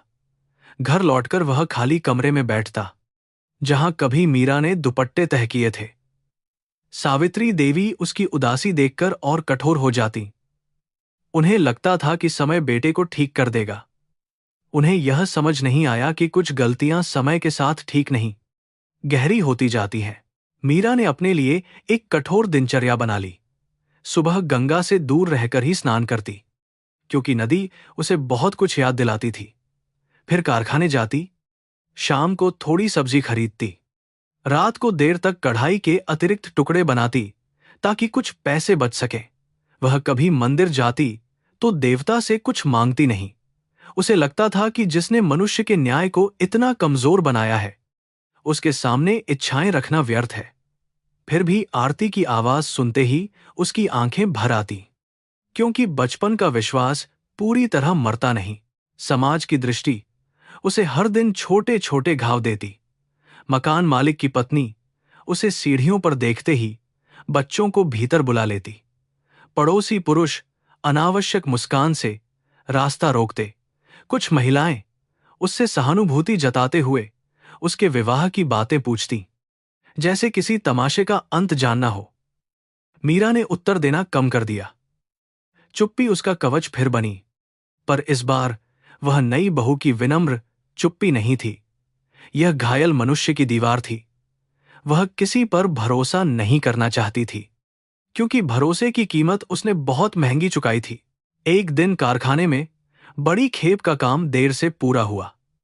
मालकिन ने मजदूरी काट ली और सबके सामने कहा कि दुख पालने से पेट नहीं भरता। मीरा ने विरोध किया तो उसे याद दिलाया गया कि काम की जरूरत किसे अधिक है। उसी शाम उसे तेज बुखार चढ़ा। 2 दिन वह कोठरी में पड़ी रही। शांति ने थोड़ा दलिया देकर मदद की, पर तीसरे दिन जब वह लौटी तो कारखाने में उसकी जगह किसी और को बैठा दिया गया था। मालकिन ने साफ कहा कि बीमार औरत से काम नहीं चलता। मीरा ने विनती नहीं की। उसकी गरिमा अब भी उसके पास बची अंतिम वस्तु थी। बेरोजगारी के 3 सप्ताह ने उसे भीतर से खोखला कर दिया। बचाए हुए पैसे किराए, दवा और भोजन में समाप्त हो गए। उसने कुछ कढ़ाईदार रूमाल बेचने चाहे, पर दुकानदारों ने आधी कीमत लगाई। बच्चे का चांदी का कड़ा बेचने का विचार उसके मन में आया, पर उसने तुरंत मुट्ठी बंद कर ली। वह भूख सह सकती थी, पर उस कड़े को खोना दूसरा मातम होता। मकान मालिक ने पहले चेतावनी दी, फिर गाली दी और अंततः उसकी गठरी कमरे से बाहर फेंक दी। लोग दरवाजों से झांकते रहे, किसी ने पानी तक नहीं दिया। उस शाम मीरा बहुत देर तक अपनी गठरी के पास बैठी रही। बारिश शुरू हो चुकी थी। काशी की गलियां जल से भर रही थीं और लोग अपने अपने घरों में जल्दी लौट रहे थे। उसके पास लौटने को कोई घर नहीं था। उसने कविता को फोन किया। बहन ने रोते हुए कहा कि ससुराल वाले आ गए हैं, अभी बात नहीं हो सकती। पिता ने फोन लिया भी नहीं। मीरा ने फोन बंद कर दिया। उसे अचानक लगा कि वह जीवित लोगों की दुनिया से बाहर गिर चुकी है। उसका नाम, चेहरा, शिक्षा, श्रम, सब कुछ एक शब्द के नीचे दब गया था, परित्यक्ता। रात गहराने लगी तो वह अनजाने ही घाट की ओर चल पड़ी। रास्ते में दुकानों के शटर गिर रहे थे। मंदिरों के बाहर भीगे फूल सड़ने लगे थे और कहीं से भजन की धीमी ध्वनि आ रही थी। उसे याद आया कि लोग कहते हैं, गंगा पाप धो देती है। मीरा ने सोचा, उसका पाप क्या था? प्रेम करना, सहना, मां बनना या जीवित बच जाना। उसके पांव दर्द कर रहे थे, पर मन में विचित्र शांति उतर रही थी। जब मनुष्य सारे दरवाजे खटखटाकर लौटता है तो नदी भी उसे दरवाजा लगती है। वह दशाश्वमेध घाट पर पहुंची तो सीढ़ियां बारिश से चमक रही थीं।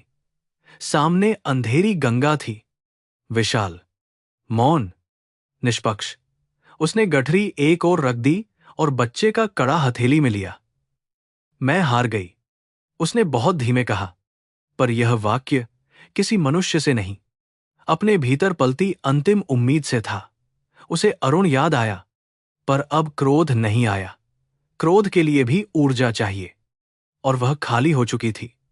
उसने सोचा कि शायद मृत्यु में कोई प्रश्न नहीं होगा, कोई कुल नहीं, कोई ताना नहीं, कोई अदालत नहीं। जब उसने पानी की ओर पहला कदम बढ़ाया, उसे अपनी मां की गोद, पिता की किताबें, कविता की हंसी और अरुण की अधूरी आवाजें एक साथ सुनाई दी। पर ये स्मृतियां उसे रोकने नहीं आईं, वे केवल विदाई देने आईं। बारिश उसके चेहरे पर गिर रही थी, इसलिए उसके आंसू अलग से दिखाई नहीं देते थे। उसने गंगा को मां कहकर नहीं पुकारा। वह अब किसी रिश्ते पर भरोसा नहीं करती थी। उसने केवल जल की ठंडक को पैरों पर महसूस किया और आगे बढ़ गई। उस क्षण दुनिया ने उसे छोड़ दिया था और वह दुनिया को छोड़ने वाली थी। पंडित हरिनारायण के छोटे आश्रम में बीती वह सुबह मीरा के लिए किसी पुनर्जन्म जैसी नहीं थी। पुनर्जन्म में आशा होती है और उसके भीतर अभी केवल भारी थकान थी। खिड़की से गंगा का धुंधला विस्तार दिखता था, पर वह आंखें फेर लेती। जिस जल ने उसे स्वीकार नहीं किया, उससे भी उसे शिकायत थी। पंडिताइन ने उसके लिए खिचड़ी बनाई, पर हर कौर गले में अटकता रहा। अरुण दरी के दूसरे कोने पर बैठा था, मानो उसकी सांस भी अनुमति मांगकर चल रही हो। कमरे में दया थी और दया से मीरा को भय लगता था। दोपहर तक खबर बाहर नहीं फैली, क्योंकि नाविकों ने पंडित जी के कहने पर चुप्पी रखी। बनारस में मृत्यु तमाशा बनते देर नहीं लगती और पंडित हरिनारायण जानते थे कि जीवित लौटाई गई स्त्री को भी लोग मर चुकी मानकर उसकी कथा बेच देंगे। मीरा ने जब उठकर जाने की कोशिश की, उसके पांव कांप गए। अरुण तुरंत बढ़ा, फिर पंडित जी की बात याद कर रुक गया। उसने धीमे से पूछा कि क्या वह सहारा दे सकता है। मीरा ने उसकी ओर देखा। यह पहली बार था जब उसने अधिकार के बिना पूछा था। मीरा ने उत्तर नहीं दिया, पर दीवार पकड़कर बैठ गई। उसकी देह में बुखार था, गले में जलन और छाती में ऐसा दर्द मानो नदी अब भी भीतर अटकी हो। पंडिताइन ने उसके माथे पर गीला कपड़ा रखा। बेटी, 2 दिन विश्राम कर लो, उन्होंने कहा। मीरा ने सूखे स्वर में पूछा। फिर वृद्धा चुप हो गईं। यही प्रश्न सबके पास था और उत्तर किसी के पास नहीं। अरुण ने कहना चाहा कि वह व्यवस्था करेगा, पर मीरा का चेहरा देख उसने शब्द रोक लिए। व्यवस्था शब्द भी अमीरों के मुंह में कभी कभी दान जैसा लगता है।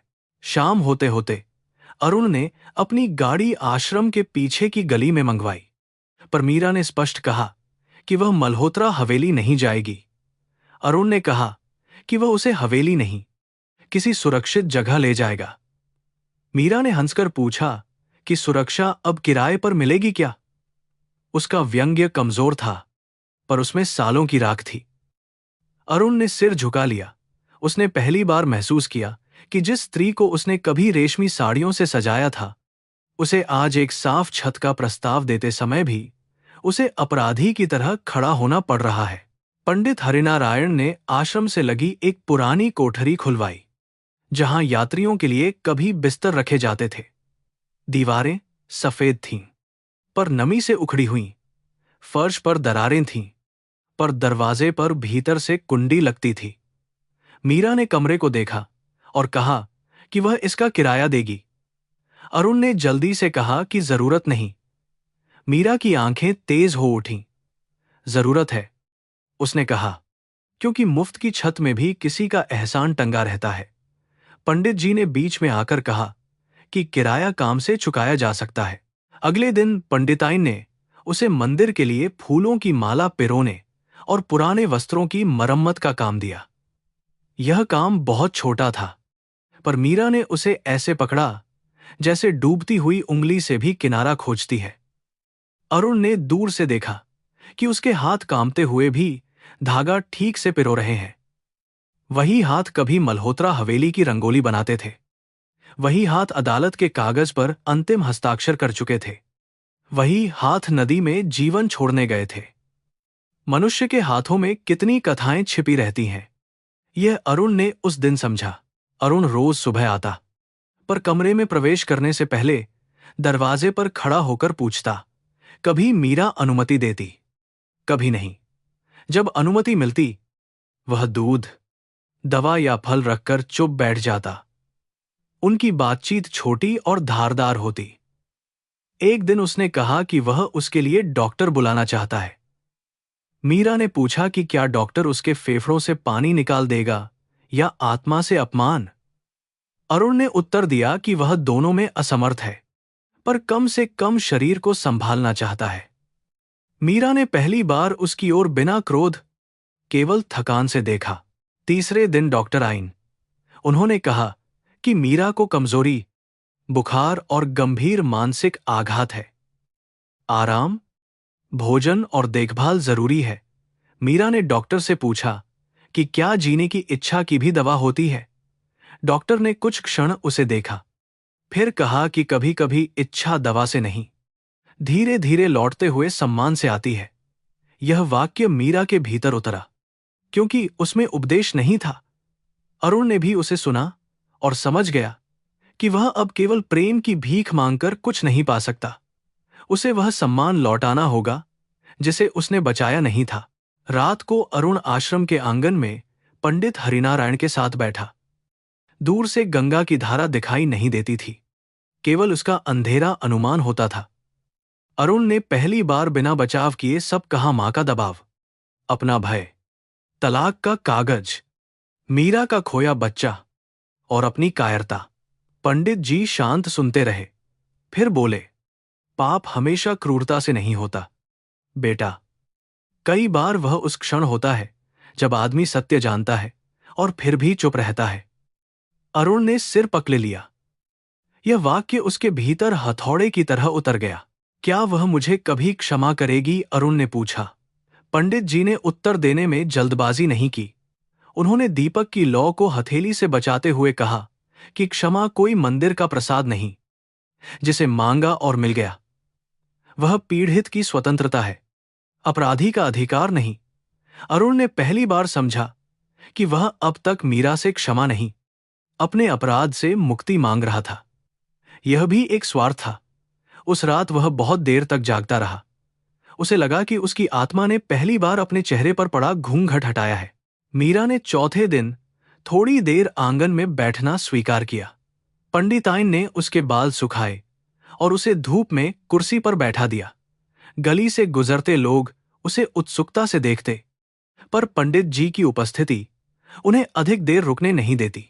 अरुण जब आया, मीरा ने अचानक पूछा, तुमने उस रात घाट पर मुझे कैसे देखा?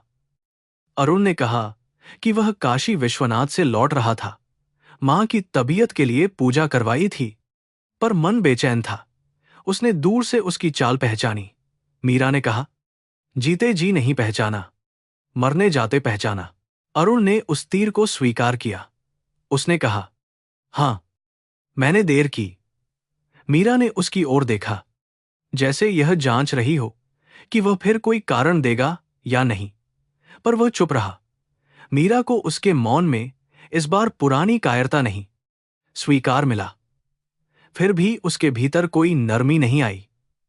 उसने कहा कि नदी से बाहर खींच लेना जीवन लौटाना नहीं होता। जीवन वह था जो उसे घर, समाज, पति और मायके से मिलना चाहिए था। अरुण ने धीमे से कहा कि वह अब उसे वापस बनाना चाहता है। मीरा बोली, मैं टूटा घर नहीं हूं जिसे तुम मरम्मत करोगे। उस वाक्य ने अरुण को रोक दिया। उसे सचमुच लगा था कि वह अपने पश्चाताप से चीजें सुधार देगा, पर मीरा कोई परियोजना नहीं थी, कोई खोई संपत्ति नहीं थी, कोई पत्नी नहीं थी जिसे फिर से नाम देकर जीवन दे दिया जाए। वह एक मनुष्य थी, और मनुष्य के भीतर टूटी जगहों पर मालिकाना हक नहीं चलता। उसने धीरे से कहा कि वह केवल साथ देना चाहता है, यदि कभी वह स्वीकार करे। मीरा ने उत्तर दिया कि साथ वही देता है जो अंधेरे में हाथ पकड़े, न कि सुबह अपराध बोध लेकर दीपक दिखाए। अरुण ने उस दिन कुछ नहीं कहा। फिर भी दिन बीतते रहे। मीरा धीरे धीरे चलने लगी, थोड़ा खाना खाने लगी, रातों में कम चीखकर उठने लगी। पर कभी कभी किसी बच्चे के रोने की आवाज उसे भीतर से तोड़ देती। वह बच्चे का चांदी का कड़ा हथेली में पकड़कर देर तक बैठी रहती। अरुण ने एक दिन दूर से देखा कि वह कड़े को होंठों से लगाकर बुदबुदा रही है। वह पास नहीं गया। उसे लगा, यह मां और उसके खोए हुए बच्चे के बीच का मंदिर है, जहां पिता कहलाने में असफल आदमी को प्रवेश का अधिकार नहीं। वह बाहर बैठा रहा, आंखों में नमक लिए। सावित्री देवी को आखिर पता चल गया कि अरुण रोज आश्रम जा रहा है।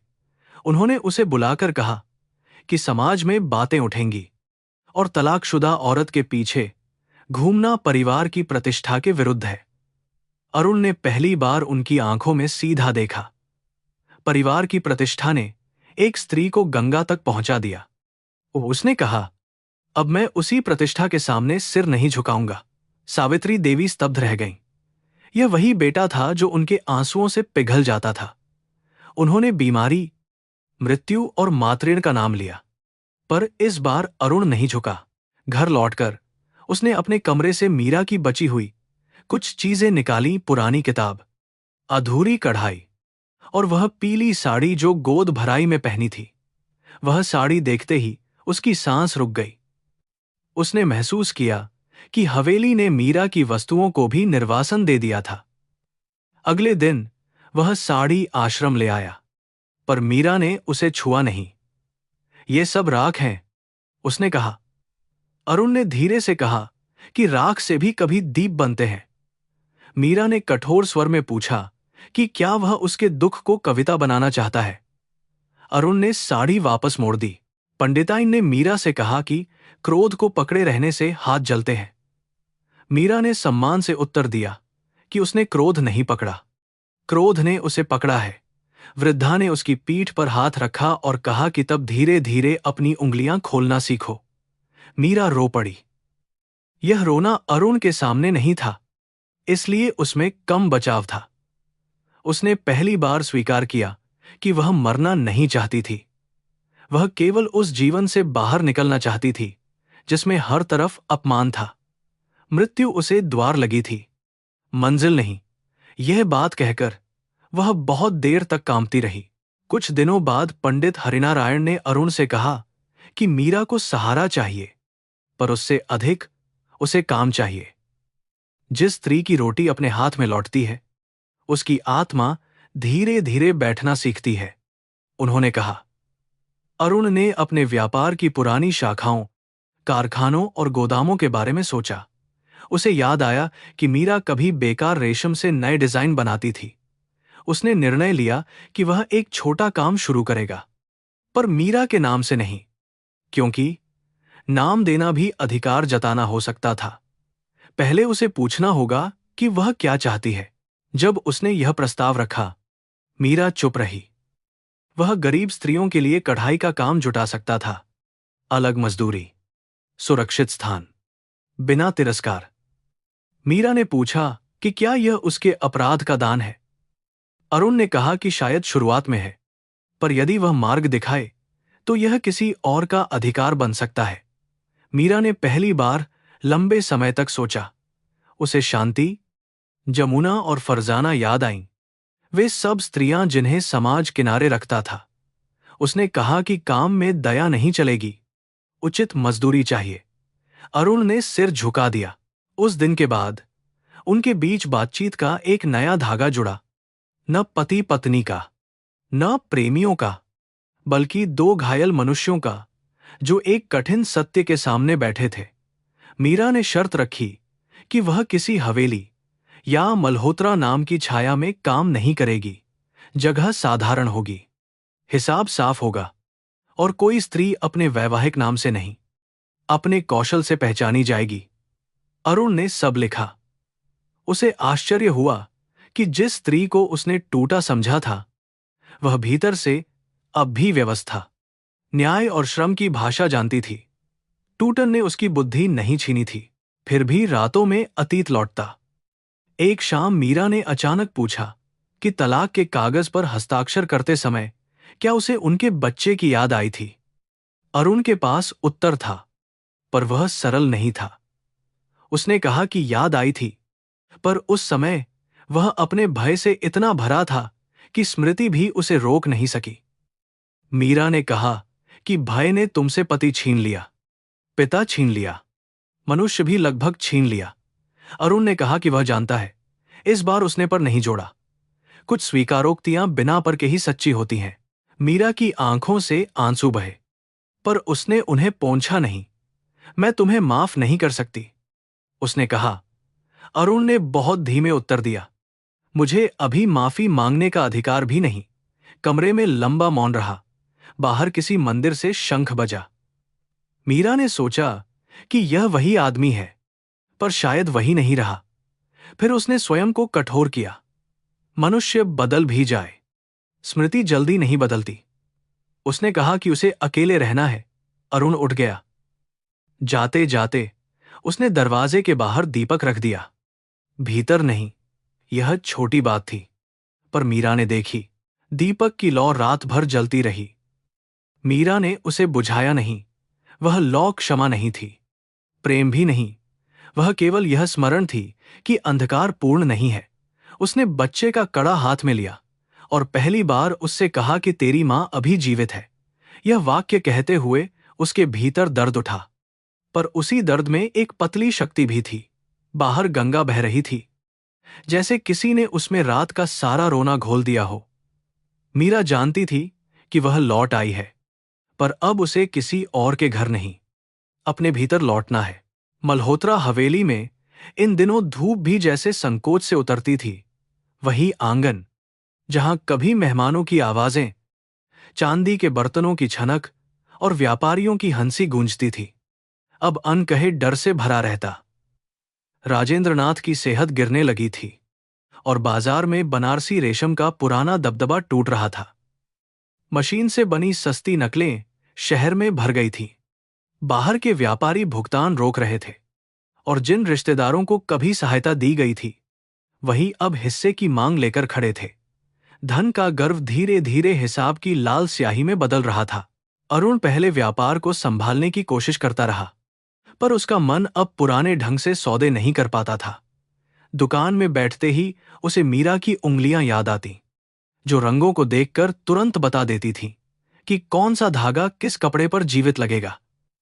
पुराने मुनीम ने एक दिन बताया कि मामा के बेटे ने गुप्त रूप से माल दूसरी फर्म के नाम बेच दिया है। यह वही रिश्तेदार था जिसे सावित्री देवी परिवार का अपना खून कहती थी। अरुण ने कागज देखे और सोचा, जिस खून की शुद्धता पर इतना अभिमान था, वह लाभ देखकर कितना जल्दी पतला हो गया।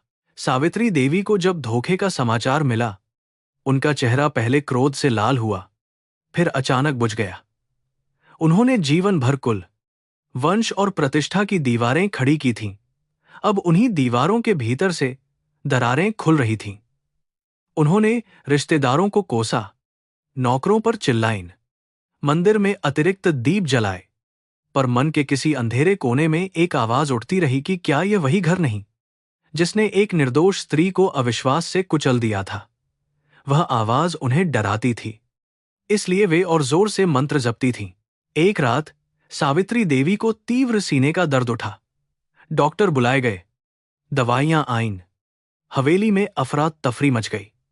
जिस स्त्री की आवाज से पूरा घर कांपता था, वह अब बिस्तर पर पड़ी अपने ही श्वास की लय गिन रही थी। अरुण उनके पास बैठा रहा, पर अब वह पुत्र की तरह ही नहीं, साक्षी की तरह भी उन्हें देखता था। बीमारी ने उनके चेहरे से अधिकार का आवरण उतार दिया था। झुर्रियों के भीतर एक भयभीत वृद्धा दिखाई देने लगी, जो अपनी बनाई व्यवस्था में स्वयं कैद हो गई थी। व्यापार की उलझनें बढ़ती गईं। बैंक से नोटिस आया, गोदाम का किराया बाकी रहा और कर्मचारियों की मजदूरी देना कठिन हो गया। पुराने ग्राहक फोन उठाना बंद करने लगे। जिन घरों में सावित्री देवी तीज त्योहार पर प्रथम निमंत्रित होती थीं, वहां से अब केवल औपचारिक संदेश आते। प्रतिष्ठा जब टूटती है तो सबसे पहले उसके आसपास मंडराते लोग गायब होते हैं। अरुण ने देखा कि हवेली में बची हुई चमक केवल वस्तुओं में है, संबंधों में नहीं। उसे पंडित हरिनारायण की बात याद आई कि कर्म कभी बाहर से नहीं आता, वह भीतर बोए गए बीजों से उगता है। इसी बीच कविता वाराणसी आई। उसका विवाह हो चुका था, पर चेहरे पर वैवाहिक सुख की चमक से अधिक चिंता थी। वह सीधे आश्रम नहीं जा सकी। पहले उसने अरुण को संदेश भेजा। दोनों गंगा के पास एक पुराने पीपल के नीचे मिले। कविता ने उसे देखकर प्रणाम नहीं किया, केवल नमस्ते कहा। उसके स्वर में वह सम्मान नहीं था जो कभी जीजा के लिए था। अरुण ने इसे स्वीकार किया। कुछ संबंध टूटने पर संबोधन भी अपना स्थान बदल लेते हैं। उसने पूछा कि मीरा कैसी है। कविता की आंखें भर आईं, पर उसने तुरंत आंसू पोंछ लिए। कविता ने धीरे धीरे वे सब बातें बताईं जो मीरा ने कभी नहीं कही थीं।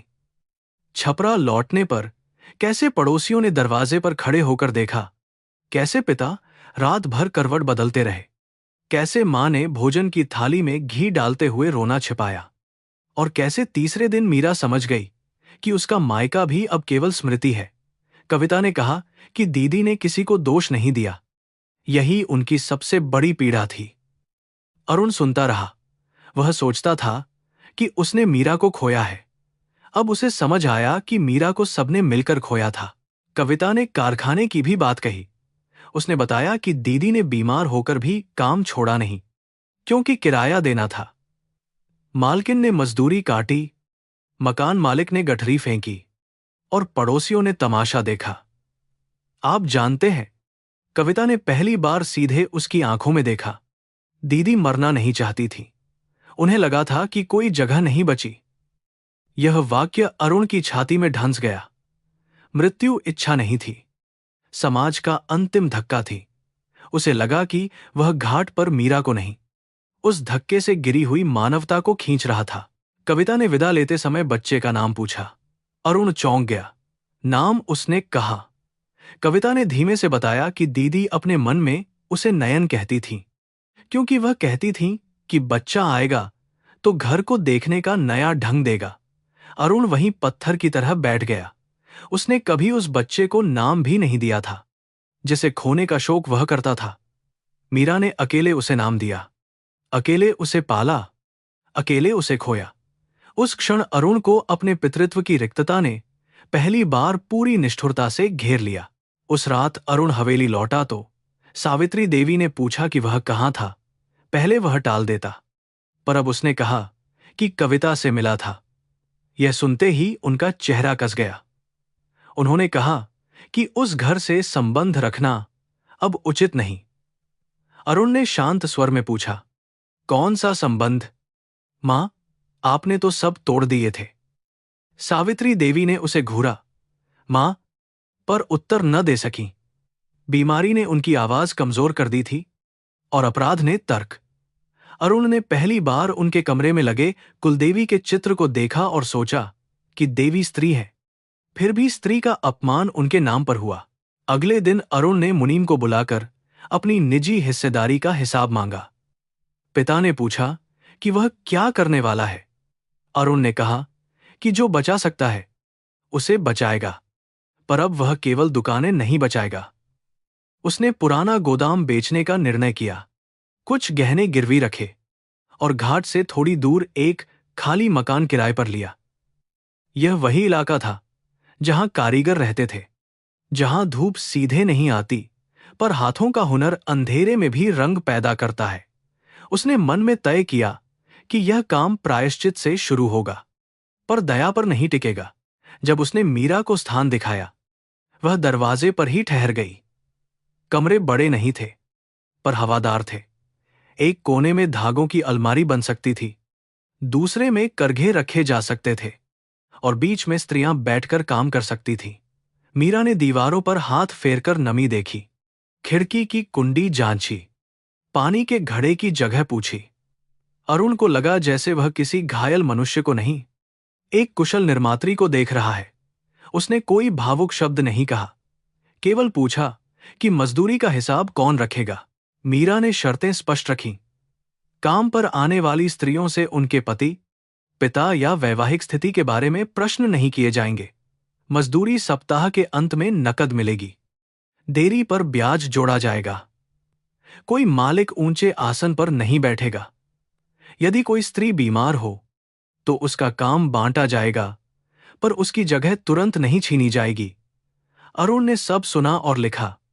उसे समझ आया कि मीरा व्यापार नहीं, न्याय की संरचना बना रही है। वह उस समाज के विरुद्ध छोटा सा उत्तर था जिसने उसे केवल परित्यक्ता कहकर समाप्त कर देना चाहा था। शांति, जमुना और फरजाना को बुलाया गया। पहले वे संदेह से आईं। गरीब औरतें सहायता से पहले उसके पीछे छिपी कीमत खोजती हैं, क्योंकि जीवन ने उन्हें सिखाया होता है कि मुफ्त रोटी में भी अपमान का नमक हो सकता है। मीरा ने उन्हें बैठाकर चाय दी और सीधे कहा कि यह स्थान उनका है यदि वे इसे श्रम से चलाना चाहें। शांति की आंखें चमक उठीं। फरजाना ने पूछा कि क्या पर्दा रखना होगा। मीरा ने कहा कि जो अपने विश्वास से चाहे रखे, जो काम में बाधा समझे न रखे। पहली बार कमरे में हल्की हंसी गूंजी। कारखाने का नाम रखने पर सब चुप हो गईं। अरुण ने सुझाव देने की कोशिश नहीं की। मीरा ने बहुत देर बाद कहा, नयन हस्तकला। कमरे में मौन फैल गया। वह नाम उसके मृत बच्चे का था, पर अब केवल शोक नहीं था, वह देखने की नई दृष्टि था। अरुण की आंखें भर आईं, पर उसने उन्हें झुका लिया। मीरा ने यह देखा, पर कुछ नहीं कहा। उसने पहली बार अपने मातृत्व को कब्र से उठाकर काम की मेज पर रखा था। दर्द अब भी था, पर वह केवल काटता नहीं, दिशा भी देने लगा था। काम शुरू हुआ तो कठिनाइयां भी आईं। व्यापारी कम दाम लगाते, कहते कि छोड़ी हुई औरतों के हाथ का काम कौन खरीदेगा। मीरा ने शांत स्वर में उत्तर दिया कि धागा वैवाहिक स्थिति नहीं पूछता। एक ग्राहक ने अरुण को अलग ले जाकर कहा कि ऐसे काम से मल्होत्रा नाम नीचे जाएगा। अरुण ने पहली बार गर्व से कहा कि यदि नाम स्त्रियों के श्रम से नीचे जाता है तो वह नाम कभी ऊंचा था ही नहीं। यह सुनकर मीरा ने खिड़की की ओर देखा। वह मुस्कुराई नहीं, पर उसके चेहरे की कठोरता क्षण भर को ढीली पड़ी। हवेली में इस काम की चर्चा पहुंची तो सावित्री देवी को गहरा आघात लगा। उन्हें लगा कि अरुण अपने ही परिवार की बदनामी खरीद रहा है, पर अब उनका शरीर उनका साथ नहीं देता था। वे बिस्तर पर लेटी लेटी छत देखती और पुराने दिन याद करती। मीरा का पहली बार आंगन में प्रवेश, उसका सिर झुकाना, गर्भ की खबर, गोद भराई की पीली साड़ी, और वह रात जब उन्होंने देवघर से उसे दूर रहने को कहा था। स्मृतियां पहले रक्षा करती थीं, अब वे न्यायाधीश बनकर लौट रही थीं। सावित्री देवी उनसे बच नहीं पाती थीं। एक शाम पंडित हरिनारायण उनसे मिलने आए। वे कभी उनके दान से चलने वाले कर्मकांडों के साक्षी रहे थे, पर आज उनके हाथ में केवल तुलसी दल था। सावित्री देवी ने कमजोर स्वर में पूछा कि क्या सचमुच कर्म लौटता है। पंडित जी ने कहा कि कर्म दंड देने नहीं, दिखाने लौटता है कि हमने क्या बोया था। उन्होंने मीरा का नाम नहीं लिया, पर कमरे में वही नाम भर गया। सावित्री देवी रो पड़ी। यह रोना अभी पश्चाताप था या अपने पतन का दुख, कहना कठिन था। मनुष्य का अहंकार मरते मरते भी अपनी राख बचाने की कोशिश करता है। राजेंद्रनाथ भी एक दिन नयन हस्तकला आए। उन्होंने दरवाजे पर जूते उतारे, मानो किसी मंदिर में प्रवेश कर रहे हों। मीरा ने उन्हें आदर दिया, पर पुरानी बहू की तरह पैर नहीं छुए। राजेंद्रनाथ ने इसे समझा और स्वीकार किया। उन्होंने काम देखा, स्त्रियों से बात की और जाते समय धीरे से कहा कि यदि उनके जीवन में कभी साहस अधिक होता तो शायद बहुत कुछ बच जाता। मीरा ने उत्तर नहीं दिया। कुछ पछतावे इतने देर से आते हैं कि वे घाव नहीं भरते, केवल यह प्रमाण देते हैं कि सत्य कभी पूरी तरह मरा नहीं था। धीरे धीरे काम की पहचान बनने लगी। मीरा ने पुराने बनारसी नमूनों में बिहार की मधुबनी रेखाओं और मुस्लिम कारीगरों की बेल बूटियों का मेल कराया। शांति की उंगलियां तेज थीं, फरजाना रंग समझती थी। जमुना हिसाब में कुशल निकली। अरुण बाजार से आदेश लाता, पर भुगतान की बातचीत मीरा के नियमों पर होती। वह अब भी उसे दूरी से संबोधित करती, पर काम में उसके सुझाव सुनती। उनके बीच एक अजीब सेतु बन रहा था, जिसमें प्रेम की जगह जिम्मेदारी थी, और जिम्मेदारी कभी कभी प्रेम से अधिक सच्ची लगती थी। एक दिन एक बड़ी दुकान से आदेश आया, पर शर्त थी कि सामान पर मल्होत्रा का नाम लगेगा। अरुण ने कागज मीरा के सामने रखा और कहा कि निर्णय उसका है। मीरा ने बिना देर किए मना कर दिया। उसने कहा कि जिन स्त्रियों ने यह काम बनाया है उनके हाथ अदृश्य नहीं रहेंगे। दुकान ने आदेश वापस ले लिया। उस रात कुछ स्त्रियां डर गईं कि इतना बड़ा काम छूट गया। मीरा ने कहा कि भूख से लड़ना कठिन है, पर आत्मसम्मान खोकर कमाई गई रोटी गले में अटकती है। यह सुनकर अरुण को वही पुरानी मीरा याद आई, जिसने अधखिला कमल पूरा नहीं किया था। सावित्री देवी की बीमारी बढ़ती गई। अब वे कम बोलती, पर कभी कभी अचानक मीरा का नाम लेती। नौकरानियां कहती कि बड़ी मालकिन रात में नींद से उठकर पूछती हैं कि देवघर का दरवाजा खुला है या नहीं। अरुण जानता था कि यह केवल बुखार नहीं, अपराध अक्सर उसी दृश्य में लौटता है जहां वह जन्मा था। एक दिन उन्होंने अरुण से कहा कि वे मीरा से मिलना चाहती हैं। अरुण ने तुरंत आश्रम या कारखाने जाने का प्रस्ताव नहीं रखा। उसने कहा कि वह पूछेगा। सावित्री देवी ने पहली बार बिना आदेश दिए सिर हिलाया। जब अरुण ने यह बात मीरा से कही, कमरे में काम करती सभी स्त्रियां चुप हो गईं। मीरा ने सुई रोक ली। उसके चेहरे पर कोई भाव नहीं था, पर हाथ की नसें तन गईं। उसने पूछा कि क्या यह उनका आदेश है या इच्छा। अरुण ने कहा कि इस बार इच्छा है, और शायद विनती। मीरा बहुत देर तक धागे को देखती रही। उस धागे में अतीत उलझा था। देवघर, आरोप, खोया बच्चा, तलाक, नदी। उसने तुरंत उत्तर नहीं दिया। शाम तक वह मौन रही। फिर उसने कहा कि मिलने का निर्णय वह दया से नहीं, अपने मन की स्वतंत्रता से करेगी। रात को मीरा ने नयन का कड़ा सामने रखा। उसने सोचा कि क्या उस स्त्री से मिलना जिसने उसे सबसे गहरे अपमान दिए, उसके बच्चे के प्रति विश्वासघात होगा। फिर उसे पंडिताइन की बात याद आई कि क्रोध ने उसे पकड़ा है और उंगलियां खोलना धीरे धीरे सीखना होगा। उसने क्षमा का निर्णय नहीं किया, केवल सामना करने का निर्णय किया। यह भी छोटा साहस नहीं था। बाहर कारखाने की अधूरी साड़ियां रस्सी पर लटक रही थीं। हर कपड़े में गांठें थीं, पर धागा फिर भी आगे बढ़ता था। मीरा ने दीपक बुझाया और पहली बार बिना डर के सोई। सावित्री देवी से मिलने के दिन मीरा ने कोई विशेष साड़ी नहीं पहनी। उसने हल्की सफेद सूती साड़ी चुनी, जिसके किनारे पर नयन हस्तकला की स्त्रियों ने नीले धागे से छोटी छोटी लहरें बनाई थीं। पंडिताइन ने पूछा कि क्या वह अकेली जाएगी। मीरा ने कहा कि अरुण बाहर तक साथ चल सकता है, भीतर वह अकेली जाएगी। यह निर्णय सुनकर अरुण ने सिर झुका लिया। कभी वह उसे अपने घर में भी सुरक्षा नहीं दे पाया था। आज वह उसकी स्वतंत्रता की देहरी पर पहरा नहीं, प्रतीक्षा बनकर खड़ा रहना चाहता था। हवेली के दरवाजे पर पहुंचते ही मीरा के कदम धीमे हो गए। वही नक्काशीदार किवाड़, वही पीतल की घंटी, वही आंगन जिसके बीच उसने दुल्हन बनकर चावल बिखेरे थे। सब कुछ वैसा ही था, फिर भी वैसा नहीं था। संगमरमर पर धूल की महीन परत थी, दीवारों की चमक उतर गई थी और नौकरों की चाल में पुराना भय कम, थकान अधिक थी। मीरा ने दहलीज को देखा। कभी इसी रेखा ने उसे घर में लिया था, फिर इसी ने बाहर कर दिया। आज वह अतिथि की तरह आई थी। राजेंद्रनाथ ने उसे आंगन में देखा तो उठने की कोशिश की। मीरा ने हाथ जोड़कर प्रणाम किया, पर उनके पैर नहीं छुए। वे समझ गए कि यह अपमान नहीं, दूरी की मर्यादा है। उनकी आंखें भर आईं। उन्होंने कहा कि सावित्री ऊपर के कमरे में है, बहुत कमजोर है। मीरा ने केवल सिर हिलाया। सीढ़ियां चढ़ते समय उसे हर मोड़ पर कोई पुरानी आवाज सुनाई दी। गोद भराई का गीत, सांस का कटाक्ष, अरुण की आधी सफाई, अपने खोए बच्चे की मौन हलचल। स्मृति ने उसका हाथ पकड़ना चाहा, पर उसने रेलिंग थाम ली।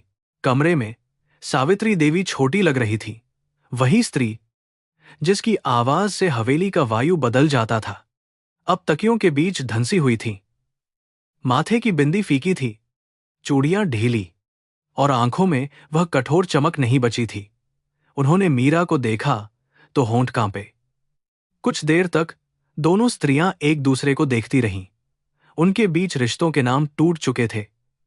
सास, बहू, कुलवधू, परित्यक्ता सब छूट गए। केवल दो स्त्रियां बचीं, एक जिसने चोट दी थी, दूसरी जिसने उसे ढोया था। सावित्री देवी ने हाथ उठाने की कोशिश की, पर हाथ हवा में कांपता रह गया। मीरा पास गई, पर इतना नहीं कि स्पर्श अपने आप हो जाए। बैठ जाओ, सावित्री देवी ने कठिनाई से कहा। यह आदेश नहीं था, विनती भी नहीं, शायद पुराने स्वर और नए पश्चाताप के बीच की थकी हुई ध्वनि थी। मीरा पास की कुर्सी पर बैठ गई। कमरे में तुलसी की गंध थी, दवा की कड़वाहट थी, और वह भारी मौन था जिसमें बहुत देर से रोके गए सत्य सांस लेते हैं। बाहर अरुण सीढ़ियों के पास खड़ा था। मैंने तुम्हारे साथ अन्याय किया, सावित्री देवी ने कहा, और यह वाक्य उनके लिए किसी पर्वत को उठाने जैसा था। मीरा ने आंखें नहीं झुकाईं। उसने प्रतीक्षा की, क्योंकि उसे अधूरी स्वीकारोक्ति अब स्वीकार नहीं थी। सावित्री देवी बोली कि उन्हें वंश का घमंड था, समाज का भय था, और अपने बेटे को खो देने का डर भी। फिर उन्होंने आंखें बंद कीं और कहा कि इन सब डर ने उन्हें निर्दयी बना दिया। तुम्हारे बच्चे के लिए। वे रुक गईं। मैंने जो कहा, जो सोचा, उसका भार अब सांस नहीं लेने देता। मीरा के भीतर कोई पुरानी आग उठी, पर वह अब उसे जलाकर राख नहीं करना चाहती थी। उसने धीमे स्वर में कहा कि उस बच्चे का नाम नयन था। सावित्री देवी ने आंखें खोल दी। नयन, उन्होंने दोहराया, जैसे पहली बार उस खोए जीवन को मनुष्य का रूप मिला हो। मीरा ने कहा कि वह केवल वंश की ज्योति नहीं था, वह उसका बच्चा था, उसकी धड़कन, उसका भय, उसकी आशा। कमरे में हवा भारी हो गई। सावित्री देवी रोने लगी, पर मीरा ने उन्हें सांत्वना नहीं दी। हर आंसू सांत्वना के योग्य नहीं होता। बहुत देर बाद मीरा बोली, मैं आपको भूलकर क्षमा नहीं कर सकती। सावित्री देवी ने सिर हिलाया, मानो दंड स्वीकार कर रही हो। मीरा ने आगे कहा कि वह अपने भीतर आपको ढोते ढोते थक गई है। मैं नयन को केवल दुख की आग में याद नहीं करना चाहती। यह सुनकर सावित्री देवी ने कांपते हाथ जोड़ दिए। मीरा ने उनके हाथों को तुरंत नहीं छुआ। कुछ क्षण बाद उसने धीरे से वे हाथ नीचे कर दिए। ईश्वर से क्षमा मांगिए, उसने कहा। मुझसे नहीं, मैं आज केवल अपना क्रोध वापस लेने आई हूं। अरुण ने जब मीरा को कमरे से बाहर आते देखा, वह उसके चेहरे से उत्तर पढ़ना चाहता था, पर उसने कुछ नहीं पूछा। वे दोनों सीढ़ियां उतरते रहे। आंगन में पहुंचकर मीरा ने तुलसी चौरे को देखा।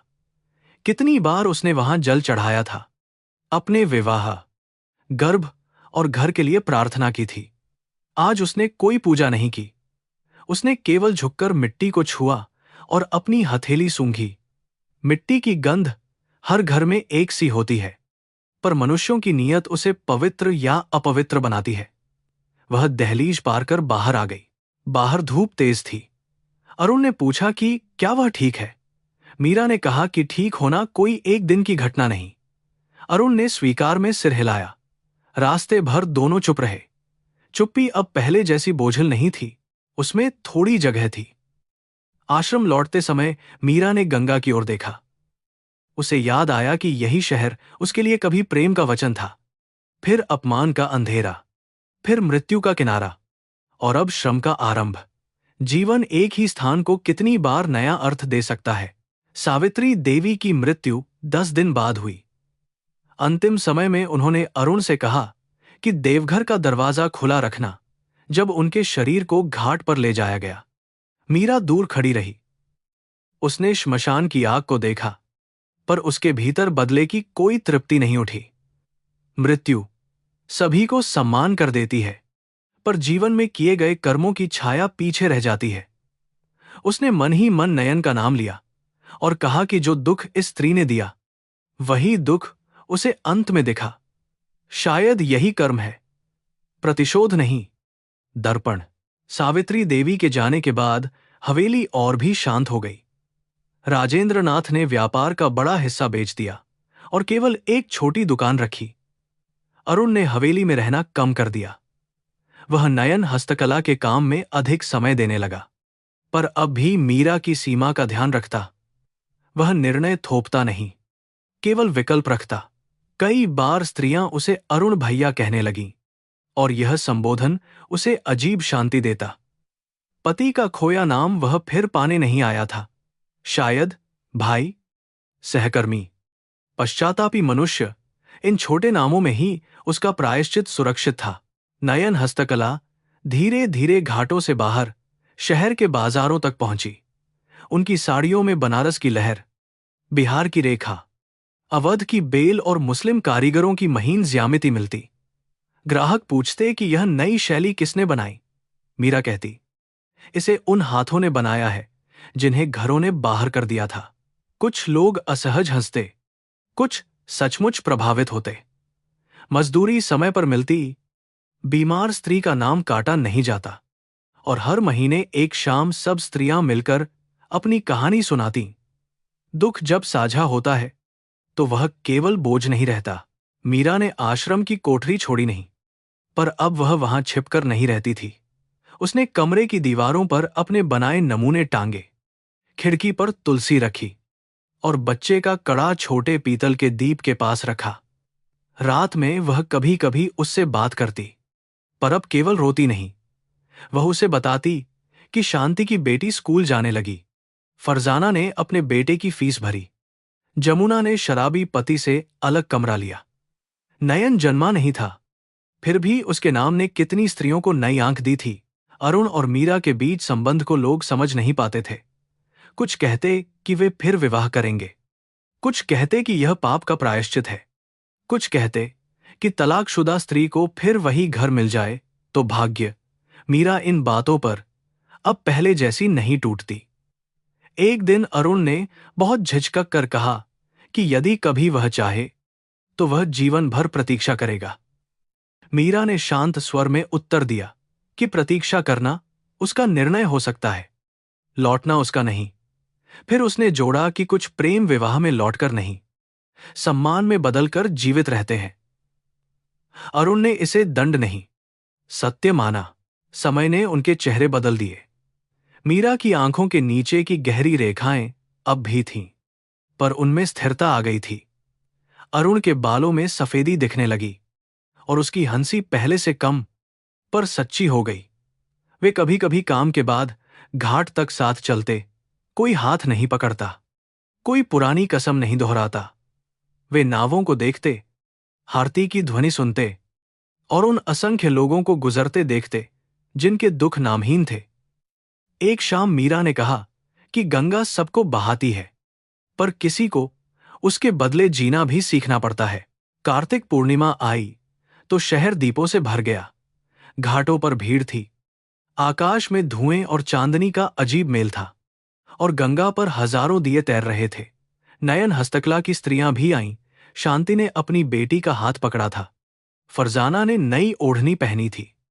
जमुना ने पहली बार माथे पर छोटी बिंदी लगाई। सबने मिलकर दिए खरीदे। मीरा ने 3 दिए अलग रखे। अरुण थोड़ा दूर खड़ा था। वह समझ गया कि यह क्षण उसका नहीं, मीरा का है। और प्रेम कभी कभी दूरी बनाकर ही सबसे अधिक सम्मान देता है। पहला दिया मीरा ने नयन के नाम से जलाया।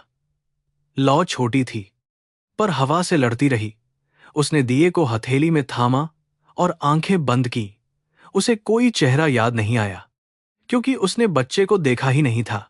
फिर भी एक उपस्थिति थी, कोमल, उजली, अधूरी।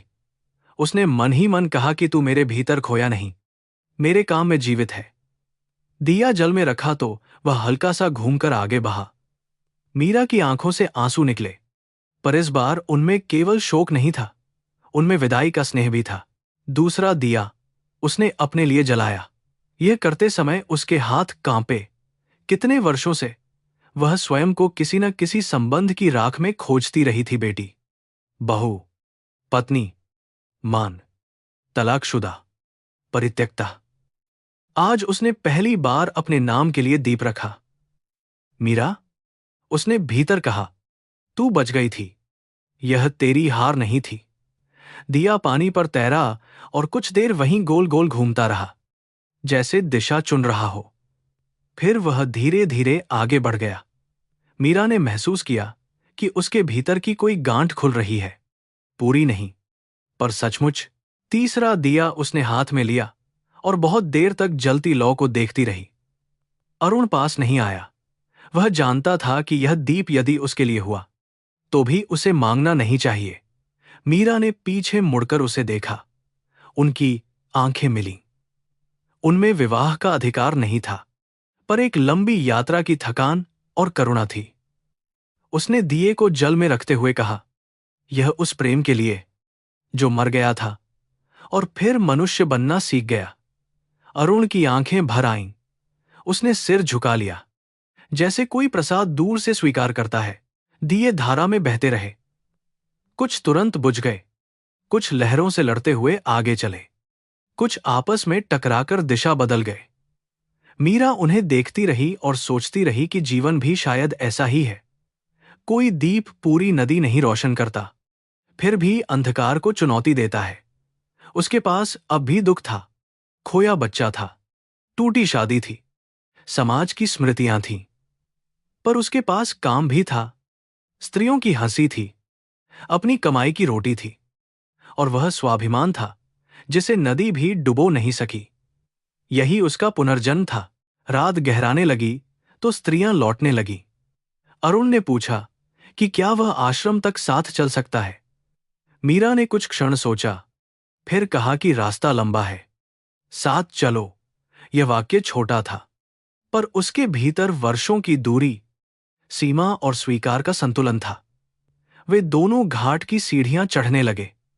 पीछे गंगा में नयन, मीरा और उस बदले हुए प्रेम के दीप धीरे धीरे दूर जा रहे थे। नदी ने उस रात कोई चमत्कार नहीं किया, उसने केवल बहना जारी रखा। और शायद यही सबसे बड़ी करुणा थी। आश्रम के मोड़ पर पहुंचकर मीरा रुक गई। उसने पीछे मुड़कर गंगा की धुंधली चमक देखी। कभी वह इसी जल में अपना अंत खोजने आई थी, आज उसी जल ने उसके दीपों को आगे भेज दिया था। अरुण ने कुछ नहीं कहा। पंडित हरिनारायण दरवाजे पर खड़े थे, उनकी आंखों में शांत मुस्कान थी। मीरा ने अपने कमरे में प्रवेश किया, बच्चे का कड़ा दीप के पास रखा और खिड़की खोल दी। बाहर से नदी की नमी आई। उसने पहली बार उसे मृत्यु की गंध नहीं, जीवन की सांस की तरह महसूस किया।